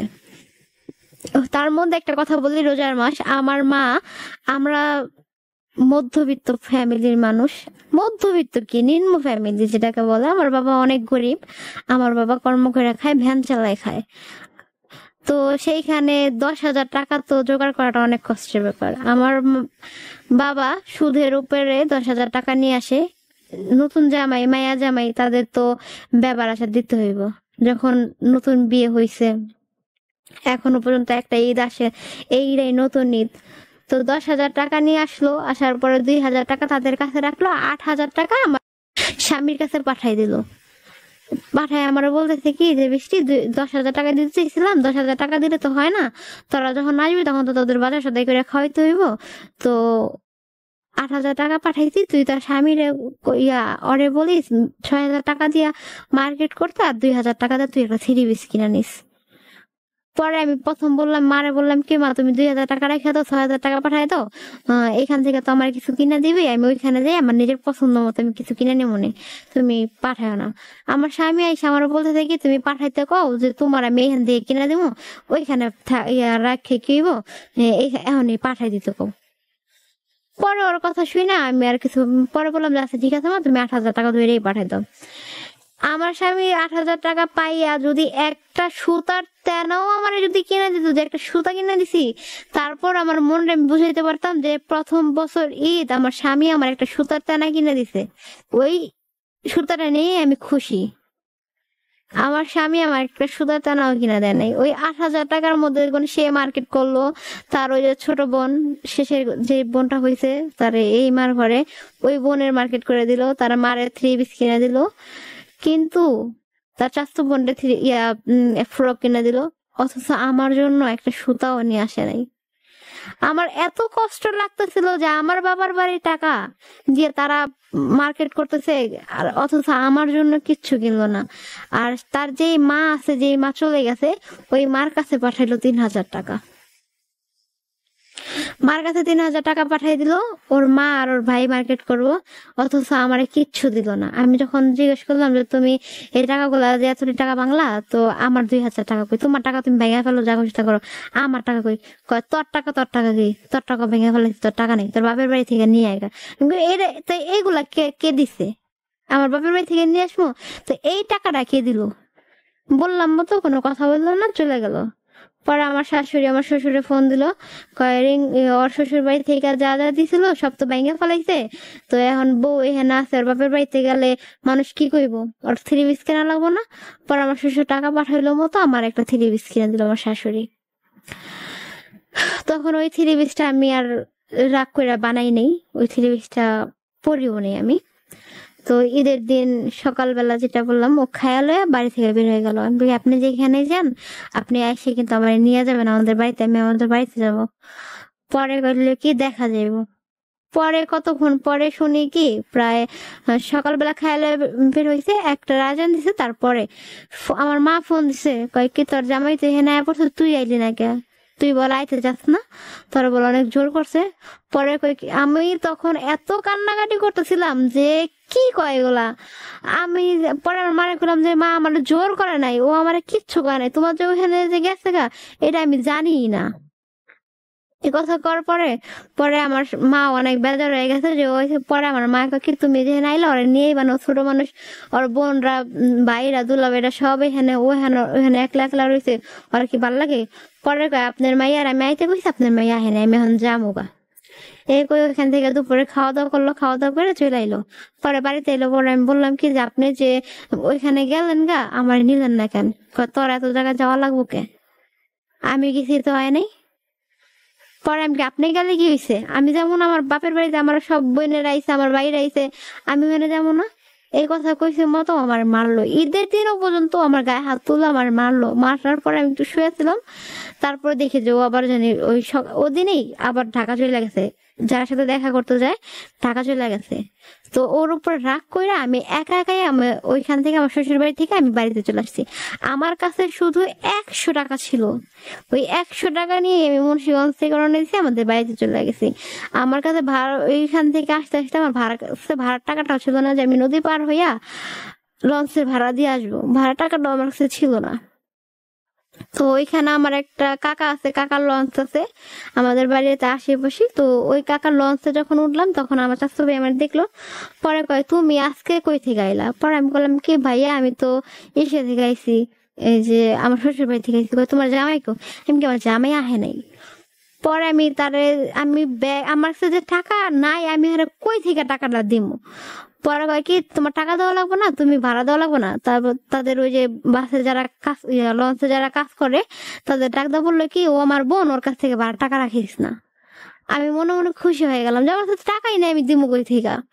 লঞ্চ থেকে নামলাম ঘাটে, ঘাটে নামার পরে একটা ভ্যান নিলাম, ভ্যানওয়ালারে বললাম কি আপনি আমার একেবারে ডাইরেক্ট আমাদের বাড়িতে নিয়ে যাবেন। পরে জিজ্ঞেস করলো ভাড়া দিয়ে দাম দর করলো, ঈদের দিন তো ভাড়া বেশি নেবো। আমি বলছি এইটা কয় টাকায় হয়, আপনার বাড়িতে নামিয়ে দেবেন, ওইখান থেকে আপনার ভাড়া যা হয় দিয়ে দেবো। তার সাথে দাম দর করলাম না, কারণ আমার কাছে টাকা নেই, আমি দাম দর করবো কেমনে। পরে বাড়িতে গেলাম, ঈদের দিন ওইখান থেকে ঘাটে থেকে আমাদের বাড়িতে নিয়ে গেল। বাড়িতে নিয়ে যাওয়ার পরে মারে ডেকে আনলাম যে মা আমার কাছে তো টাকা নাই, আমি তো এমনি আয়া পড়ছি, তুমি আর একটু ভাড়া টাকাটা দিয়ে দাও। পরে কথা জামাই কো? পরে আমি আমার জামাই নাই, জামাই নিয়ে আহি নাই কা, আমি একা একা আয়া পড়ছি। পরে বাড়িতে গেলাম, মায়ের ভ্যানালার ভাড়া দিয়ে ভ্যানালার পাঠাই দিল। পরে সব ঘটনা আমার মার কাছে খুললা বললাম যে দেখো মা এরকম এরকম হইতেছে। ও জানি ঢাকায় কই যায়, যাওয়ার পরে ওখান থেকে 2 দিন 1 দিন পরে পরে ওখানে জায়গা, কিন্তু কই যায় ও আমার কাছে কইয়া যায় না। আর ও আমার লোক অনেক খারাপ ব্যবহার করে, আমার অনেক মারধর করছে মা। পরে কইছে মতো আচ্ছা ঠিক আছে, আমার মা আমার ওখানে আর দিব না। তো এর মধ্যেই তখনই বাচ্চা যে এই রোজার মাসে আমার বাচ্চা বেবিটা আমার কনসিভ হয়। তো বাচ্চা হয় না, যে বাচ্চার কথা বললাম বাচ্চা হয় না, তো রোজার মাসেই একটা ব্যবস্থা করার পরে বাচ্চাটা কনসিভ হয়ে যায়। তো সেটা আর আমি জানতাম না। বাসায় গেছি, বাসায় যাওয়ার পরে দেখি আমার আর কোনো লাগতেছে না, ভালো লাগতেছে না, মাথা ঘুরাইতেছে, বমি আসতেছে। তারপরে চেক আপ করলাম, চেক আপ করে দেখি আমার বেবি কনসিভ হয়ে গেছে। তো বেবি কনসিভ হয়েছে এই খবর পেয়ে ওরে ফোন দিতেছি, ও আমার ফোন ধরে না। আমার সাথে কথা বলে না। আমি এইভাবে চলে আসি থেকে আমার ফোন ধরে না। তারপরে একদিন হঠাৎ করে মেসেজ পাঠাইছি যে দেখেন আমার শরীর ভালো না, আমার এরকম এরকম অবস্থা, এরকম সিমটমস গুলো দেখা যাইতেছে।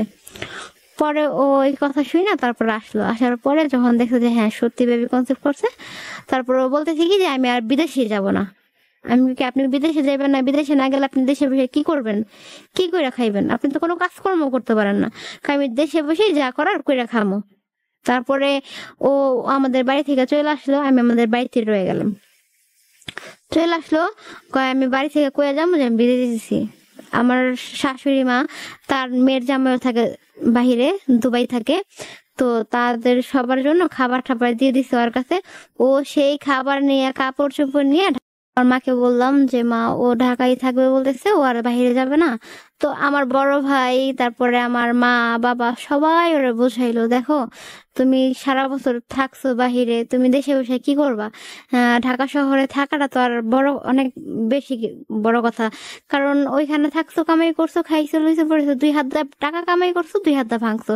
এইখানে তো আর এরকম না। এখানে থাকতে হইলে তোমার ঘর ভাড়া দেওয়া লাগবে, খাওয়া খরচ লাগবে, সবকিছু তোমার লাগবে। তুমি এগুলা করবা কিভাবে?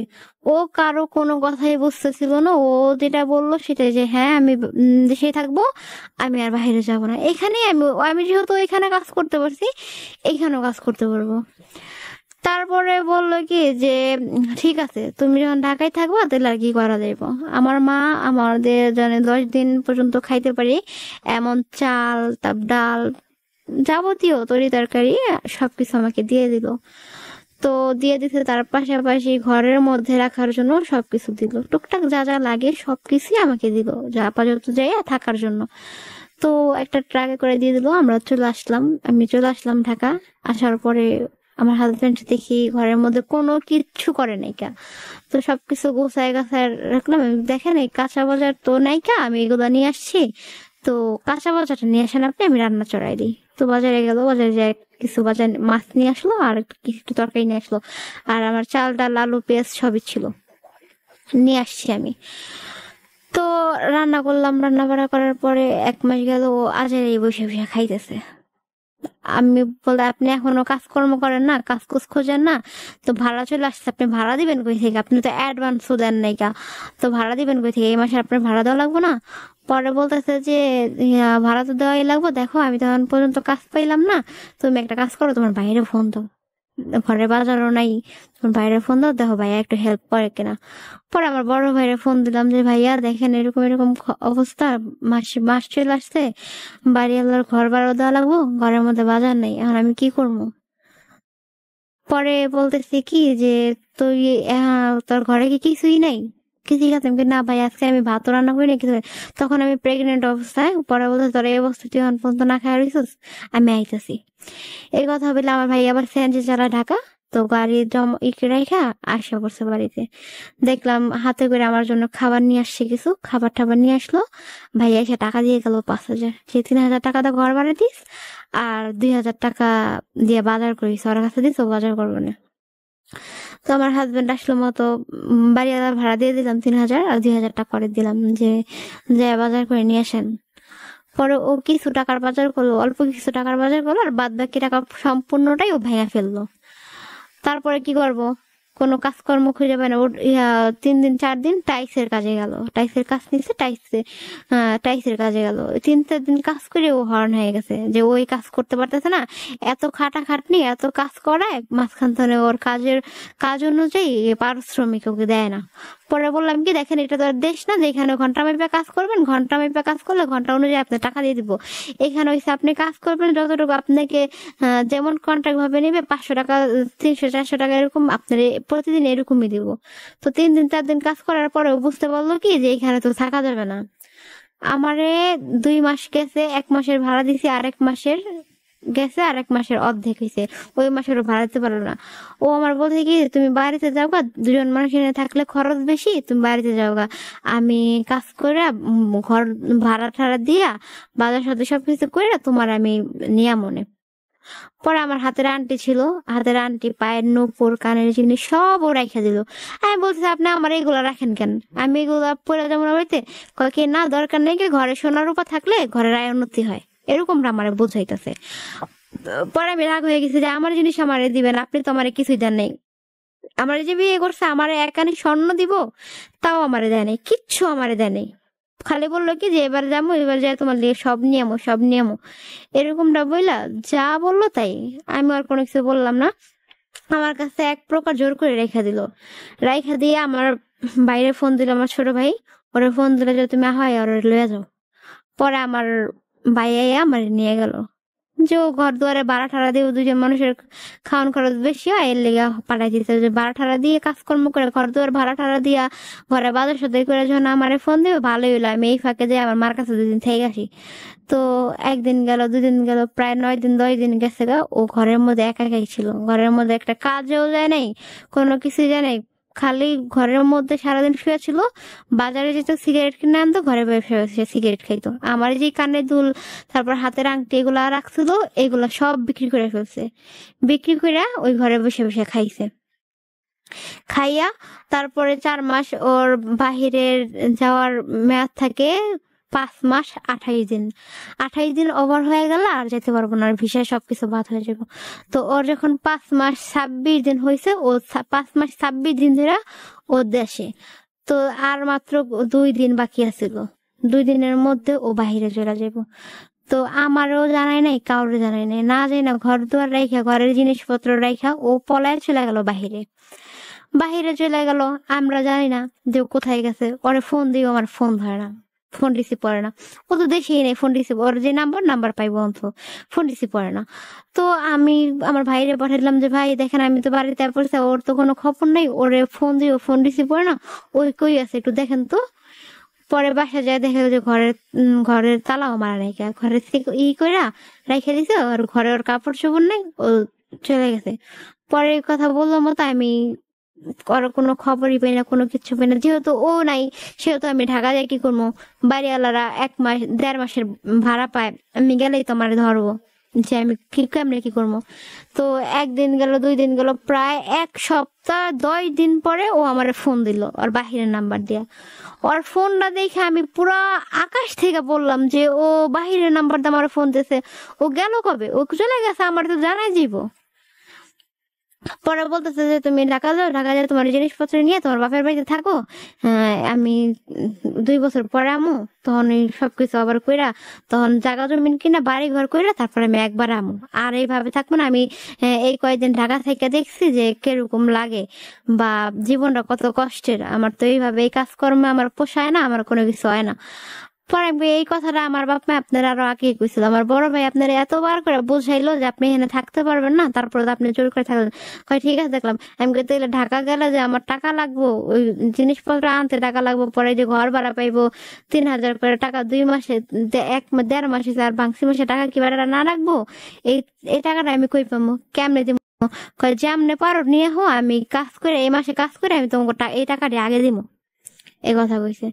পরে 10,000 টাকা নিয়ে আমার ভাই আছে ওইখানে, বড় ভাইয়ের বন্ধু শাহাবুদ্দিন ভাই, আর আমি ফোন দিলাম যে ভাইয়া আমার 10,000 টাকা হালাত দেন, আমি আপাতত জিনিসটি নিয়ে যাই, আমার স্বামী দিয়ে দিলে আপনার টাকা আমি আপনার ফেরত দিয়ে দিব। বললাম মতো। পরে আমার রুবেল বড় ভাইয়ের কাছে জিজ্ঞেস করলো যে তোমার বোনের টাকা চাই দিমু কিনা। পরে আমাকে দেন, ও জামাইতে গেছে গা, ওর জামাই দিলেই দিয়ে দিতে পারবো না। পরে দিল, ঘর ভাড়া দিলাম 6,000 টাকা, আর ওইখান থেকে আসতে পুরা গাড়ি ভাড়া করে আসতে আসতে আরো লেগে গেল 3,000 4,000 টাকা লেগে গেল। এই 10,000 টাকা দিয়ে মাথা বানিয়ে নিয়ে আসলাম বাড়িতে। পরে ওই কয়েকদিন যাক ভালোই গেছে, 1 দিন 2 দিন কথা বলতে বলতে ভালোই গেছে। মাস গেল, মাস যাওয়ার পরে যখন আমার বেবিটা হবে, 9 মাস হয়ে গেছে, এর মধ্যেই ও আমার সাথে, এই যে ঢাকা থেকে যাওয়ার পরেই ও আমার সাথে গ্যাঞ্জাম, আরো বেশি গ্যাঞ্জাম করা শুরু করলো। যেই মানুষ আমার 2-1 দিন পর প্রতিদিন ফোন না দিলে থাকতে পারতো না, সেই মানুষ আমারে 1 মাস যায়, 10 দিন যায়, 1 সপ্তাহ যায়, আমার ফোন দেয় না। আমার শরীরের কি অবস্থা, আমি ভালো আছি নাকি কি আছি সেটাও কখনো আমার জিগায় না। এই নিয়ে ঝগড়া লাগতো যে আপনি ফোন দেন না, ভালো আছি না মন্দ আছি তাও জিগান না। আজকে এই যে বাহিরে গেছেন 4-5 মাস হয়ে গেছে, আপনি একটা টাকা পয়সা পাঠান না। আমার বাপ মার বাড়িতে আমি কি খাই কি লই সেটাও জিগান না। বাপ মা কি জমিদার যে আমার এমন করে খাওয়াইবো, আর এই যে আমার শরীর খারাপ হয়ে যায়, আমার শরীর অসুস্থ হয়ে যায়, আপনি টাকা পয়সা পাঠান, আমার একটা আলট্রাসোনোগ্রাম করা দরকার, আপনি তাও করেন না, আপনি সমস্যা রেখে আপনি পাইছেন কি, এমন শুরু করছেন কি আপনি? পরে কয় আমি ওইখান থেকে 5 মাস পর্যন্ত দেশে ছিলাম, আমার 2টা টিকিট পাঠাইছে, আমি 2টা টিকিট মাই দিছি, এই টিকিটে টাকা দিতে হয়, এ করতে হয়, করতে হয়, তারপর আমি এখানে দেনা করে গেছি এই টাকা, আমি যে দেশে বয়ে খাইছি, আমি খাইছি কই থেকে, এখান থেকে টাকা নিয়ে নিয়ে খাইছি আমি, এই টাকা কি আমার দেওয়া লাগবো না? তুমি ধৈর্য সহ্য করো, আর কটা দিন ধৈর্য করো, আমার এই দেনাগুলো শেষ হোক, আমি তোমার টাকা পাঠাবো না।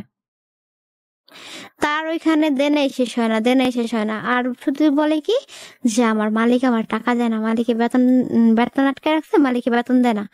পরে আমি কই, মালিকে বেতন না দিলে মালিকে কি বুঝছেন না যে আপনার বাড়িতে বউ বাচ্চা আছে, ফ্যামিলি আছে, আপনি যদি বেতন না পান তাহলে আপনার ফ্যামিলি চলবে কিভাবে, এটা কি বুঝো না?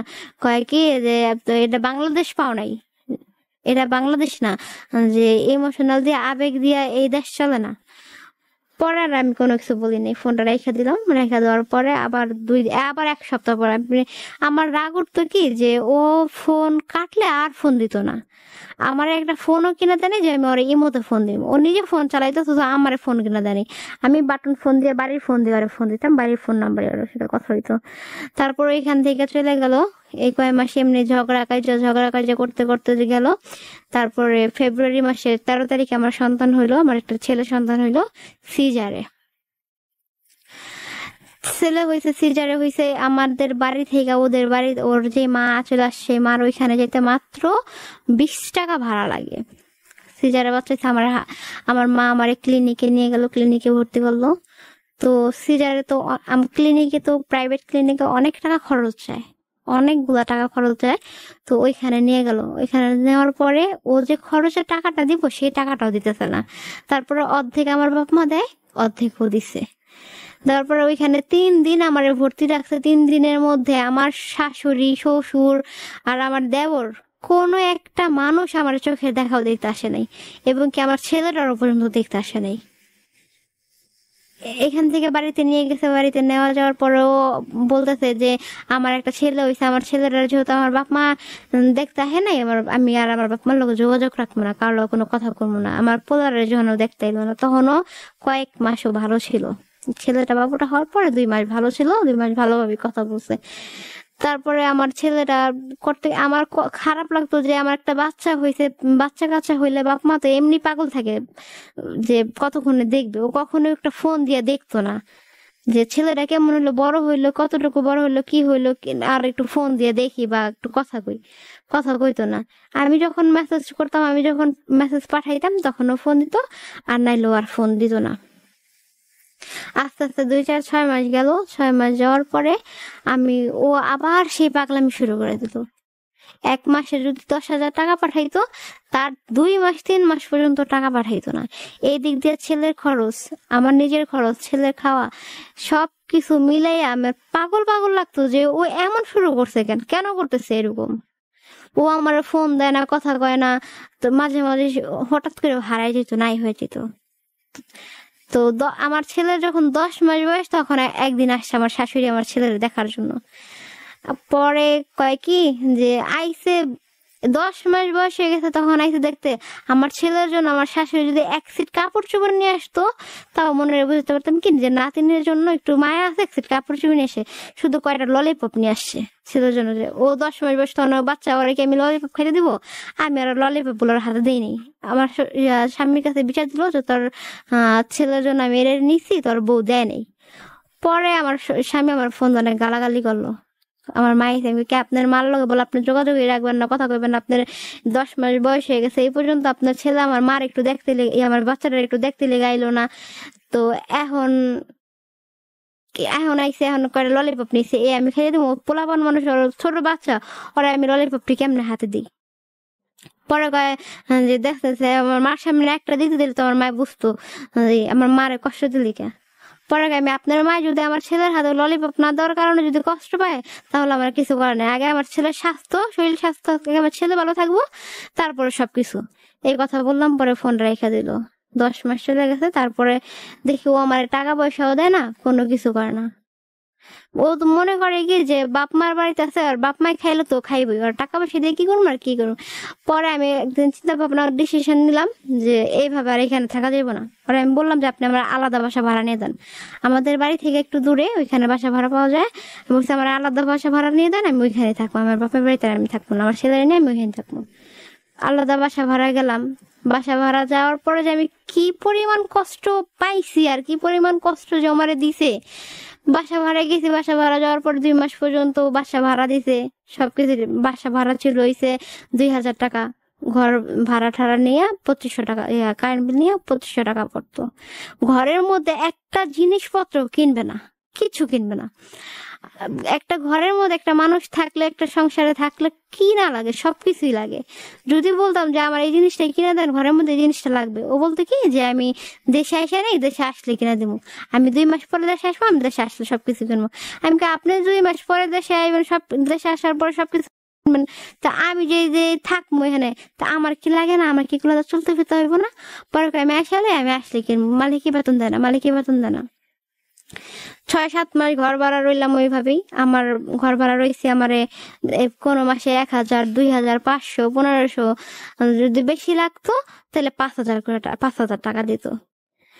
এ নিয়ে আমি ঘর ভাড়াই দিমু না খামু, মাঝে মাঝে ঘর ভাড়া বাপের বাড়ি থেকে এনে দিতাম, এর কাছ থেকে ওর কাছ থেকে হালাত করে করে দিতাম। পরে আমার একদিন ঘরের মধ্যে 1 মুঠ চালও নাই, একটা মুঠ চাল দিয়ে যে আমি ভাত চড়াই খাম, আমার ছেলেরা যে কিছু খাওয়ামো তাও নেই। ফোন দিলাম ওরে যে আপনি ঘরের মধ্যে চাল নেই, আমার ছেলেরা অনেক অসুস্থ, একটা সপ্তাহ ধরে আমার ছেলেরা ডায়রিয়া হয়ে গেছে, ওরে কোনোভাবে কিছু করতে পারতেছি না, কি করবো, এতটা অসুস্থ। কি তোমার মার কাছ থেকে 5000 টাকা না, আমি কালকে সকালবেলায় টাকা পাঠাই দেবো, তুমি তোমার মার টাকা দিয়ে দিও, আর ঘর দুয়ার ঘরের ভাড়া দিবা, আর বাজার সদাই সবকিছু করে রাখবা। শুই না, আমি অনেক খুশি হইলাম যে ঠিক আছে টাকা যেহেতু দিব, 15,000 টাকা পাঠানোর কথা বললো, পাঠাবো। অনেক খুশি হইলাম। তো তাও করলো না। রাত্রেবেলা এই কথা বললে আমার বোঝায় টুঝায় ফোন রাখলো। রাখার পরে সকালবেলা ভালো মানুষ টাকা পাঠাইবো, সেই মানুষের কোনো খবর নেই, কোনো খবর নেই, খোঁজ খবর নেই। 2 দিন যায়, 3 দিন যায়, ঘরের মধ্যে বাজার নাই, সদাই নেই, কিছু নাই।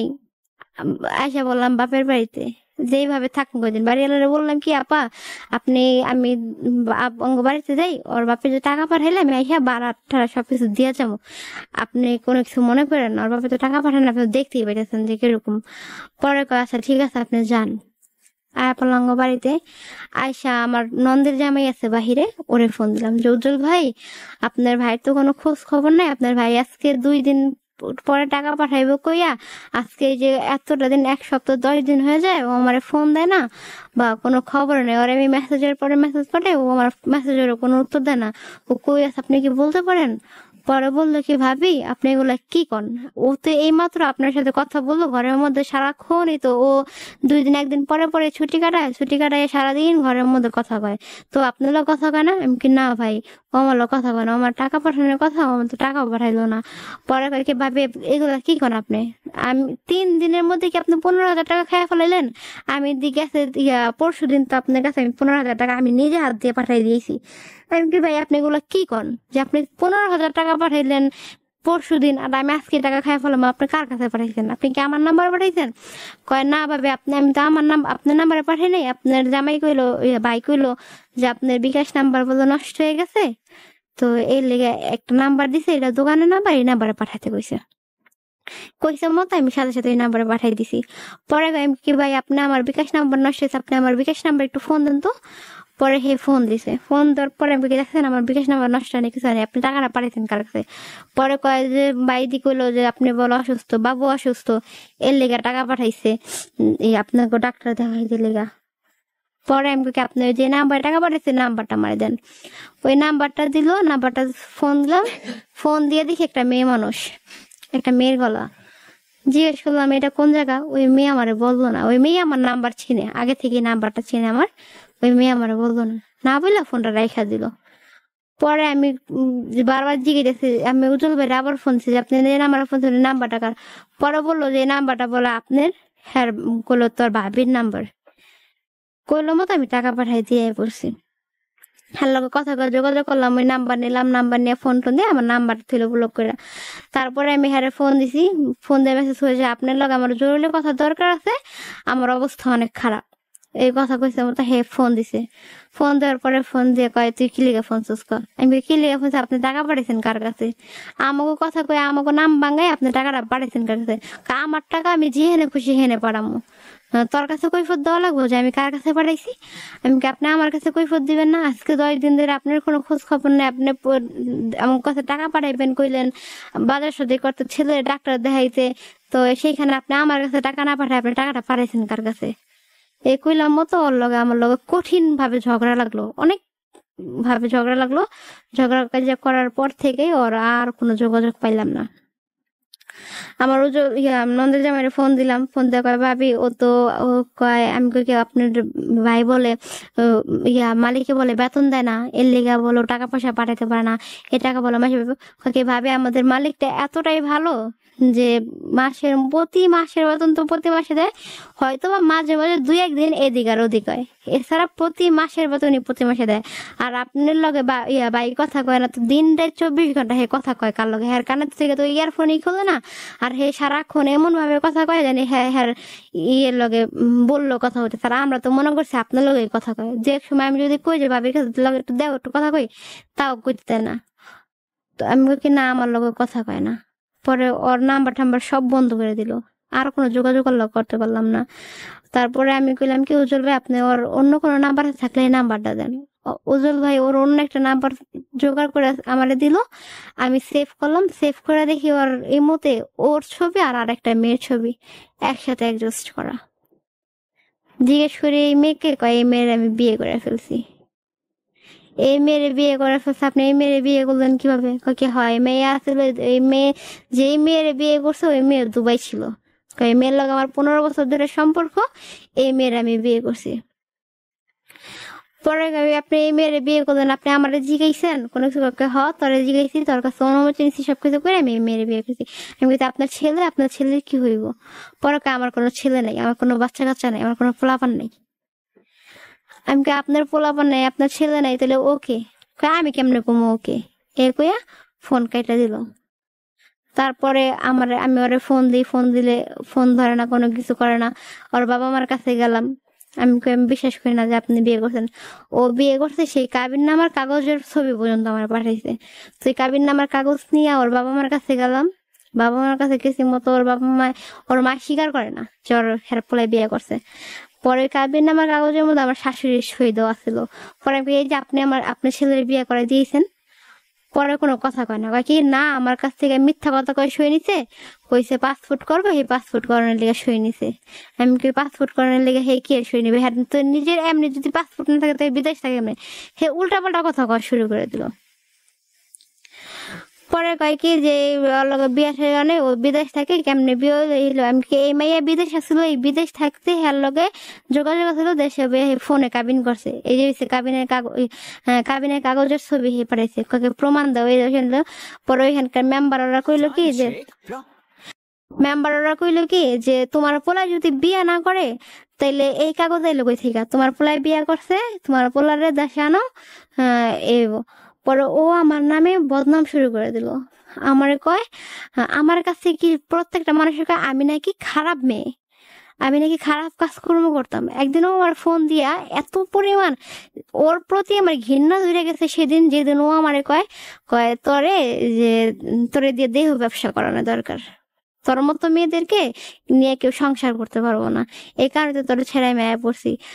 তোদের তোদের তোদের দেহ ব্যবসায় সার্টিফিকেট দেওয়া উচিত তোরে। এই কথা কইছে মতো অনেক কান্নাকাটি করছি, মারে কইছি, সবাই আমি কইছি যে ও আমার এই কথাটি কয়। পরে ওইখান থেকে আমার শ্বশুর বাড়িতে আমি সবার সামনে কথাটি বললাম যে ও আমার এরকম গালাগালি করছে, ফোন দিছে দেখে গালাগালি করছে, কয় এর লিগে ও বলে বিয়ে করে ফেলেছে। তো ও যে বিয়ে করলো ওর ছেলে কি করবো? পরে ফোন দিল, ফোন দিয়ে কয় তুমি তোমার ছেলে কি করবা? পরে কয় কি একটা মাই জানে তার সন্তানের বাবাকে। তখন আমার আর কি কর থাকে ওই পরিস্থিতিতে, যে সবার সামনে কইতাছে ভিডিও কলে একজন মাই জানে তার সন্তানের বাবাকে।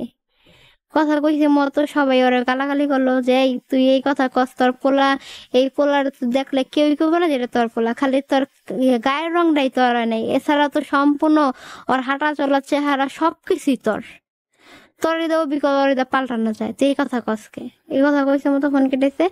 তারপরে আর ওই মেয়ের লগে যোগাযোগ করলাম, ওই মেয়ের লগে কথা কইলাম, ওই মেয়ে কয় কয় তোমার স্বামীর লগে আমার লগে পরিচয় হয়েছে, যোগাযোগ হয়েছে আজকে 15 বছর ধরে, 15 বছর ধরে ওর লগে আমার সম্পর্ক, খালি আমরা বিয়ে করিনি, কিন্তু এখন আমরা বিয়ে, তুমি তোমার স্বামীর সুখী করতে পারো নাই, সুখে রাখতে পারো নাই, এর লেগে তোমার স্বামী আমার বিয়ে করছে, এখন তুমি কি লেগে, তুমি যদি ভালো চাও তাহলে তোমার স্বামীর তুমি ছেড়ে দাও।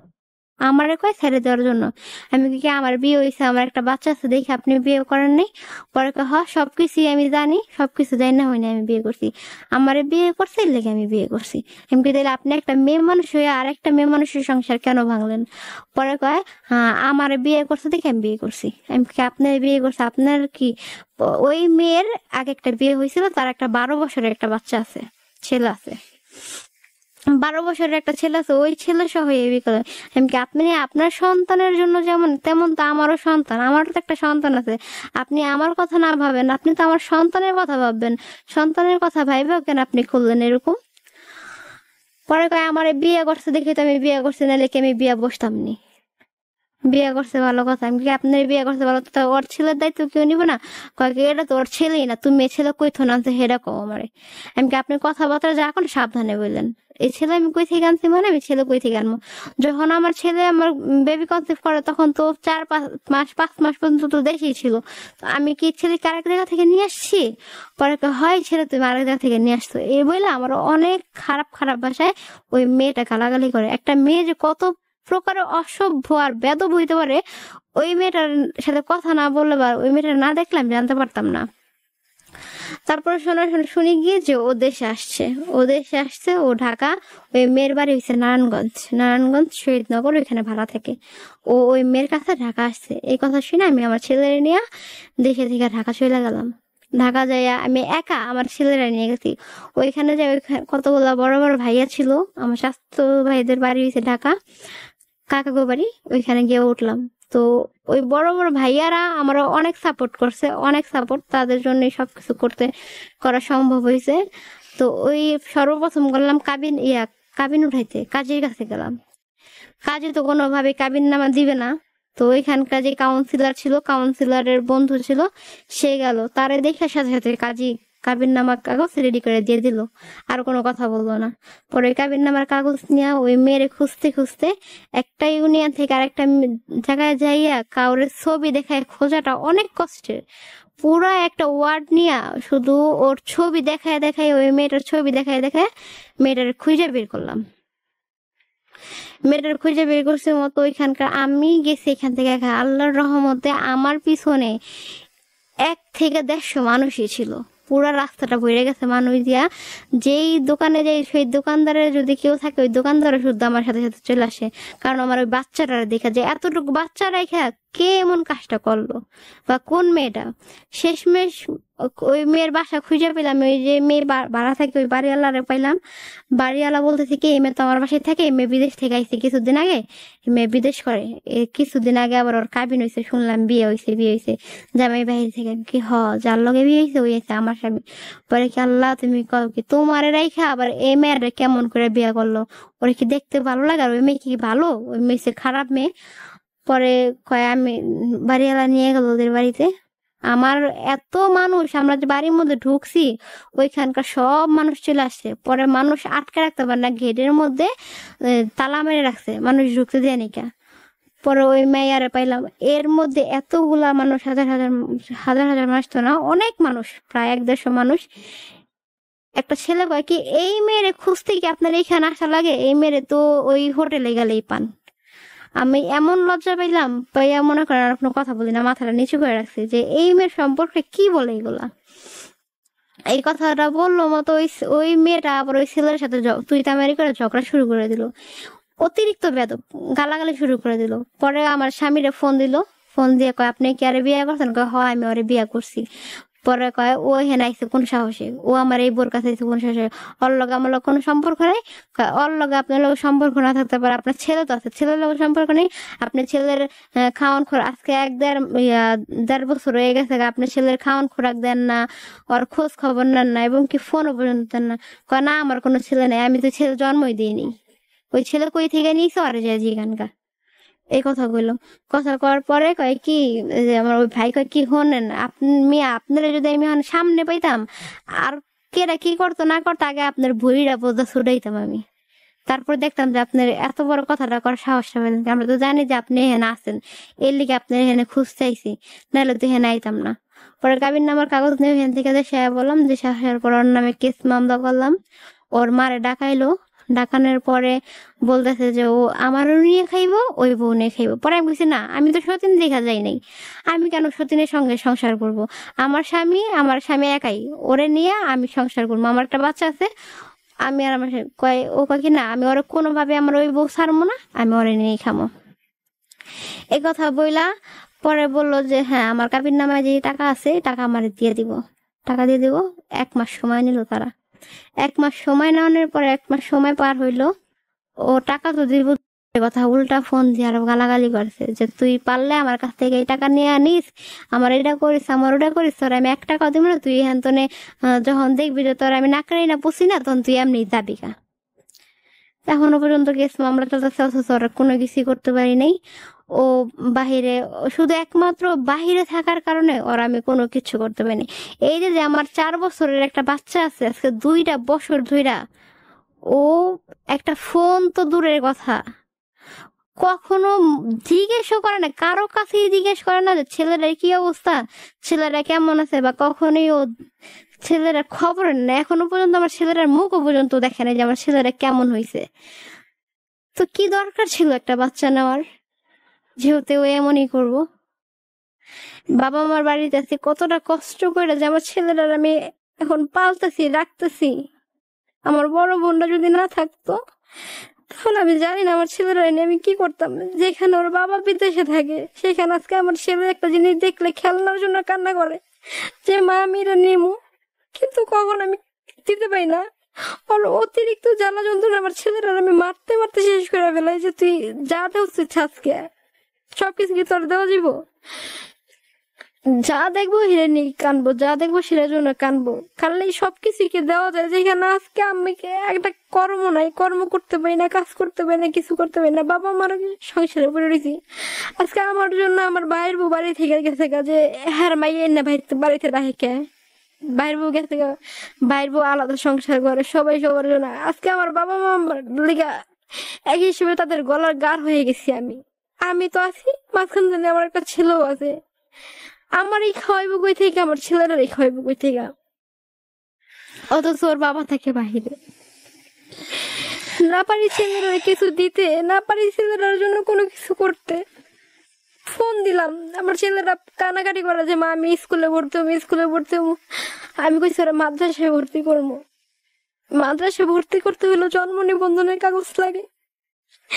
ওর বাবারে ফোন দিতে দেন, আপনার লগে আমার লগে যা যা হয়েছে আপনি আমার লগে সংসার করেন না করেন, ছেলেরা তো কোনো দোষ না, ও তো নিষ্পাপ, ওর কি হয়েছে, আপনার একটা কাগজ পাঠান, আমি ওর জন্ম নিবন্ধনটা করে জানি ওরে ভর্তি করতে পারি। ও আমার এত পরিমাণ গালাগালি করছে যে তোর আরো এরা আছে ওরা আছে, একদা করা তুই আমার কাছে ফোন দিসকে, আমার কোনো পরিচয় পাইব না, আমার কোনো কিছু পাইব না, ওর জন্ম নিবন্ধন করা লাগবে। আমি কিন্তু আমার ছেলেরা কি সারা জীবন এইভাবেই থাকবো আর কি, পড়াশোনা করা লাগবো না, ওকে ইয়ে হইব না। এর চেয়ে আসলে এই মুহূর্তটা আমার জন্য অত্যন্ত কষ্টকর একটা মুহূর্ত, যে মুহূর্তগুলোতে আসলে অনুষ্ঠানে যখন শেষের দিকে আমি চলে আসি, এই হৃদয় বিদারক কথাগুলো যখন শুনতে হয় এই চেয়ারে বসে, মানে এটা অত্যন্ত দুঃখজনক। আজকে যে মেয়েটি আমার এখানে এসেছে, ওর বয়স কত হবে, 22-23 বছরের একটা মেয়ে। ওর লাইফটা এই অল্প বয়সের মধ্যে এত কমপ্লিকেটেড হয়ে গেছে, এত জটিল হয়ে গেছে, এবং এক ধরনের কাপুরুষের জন্য আমি বলবো যে ওই ভদ্রলোক বা ওই ভদ্রলোকের কোনো ফ্যামিলি মেম্বার্স যদি আমার এই অনুষ্ঠান দেখে থাকেন, আমি বলছি যে এই ধরনের কাপুরুষদের আসলে বাবা হওয়া তো দূরের কথা, আসলে এদের বিয়ে করারই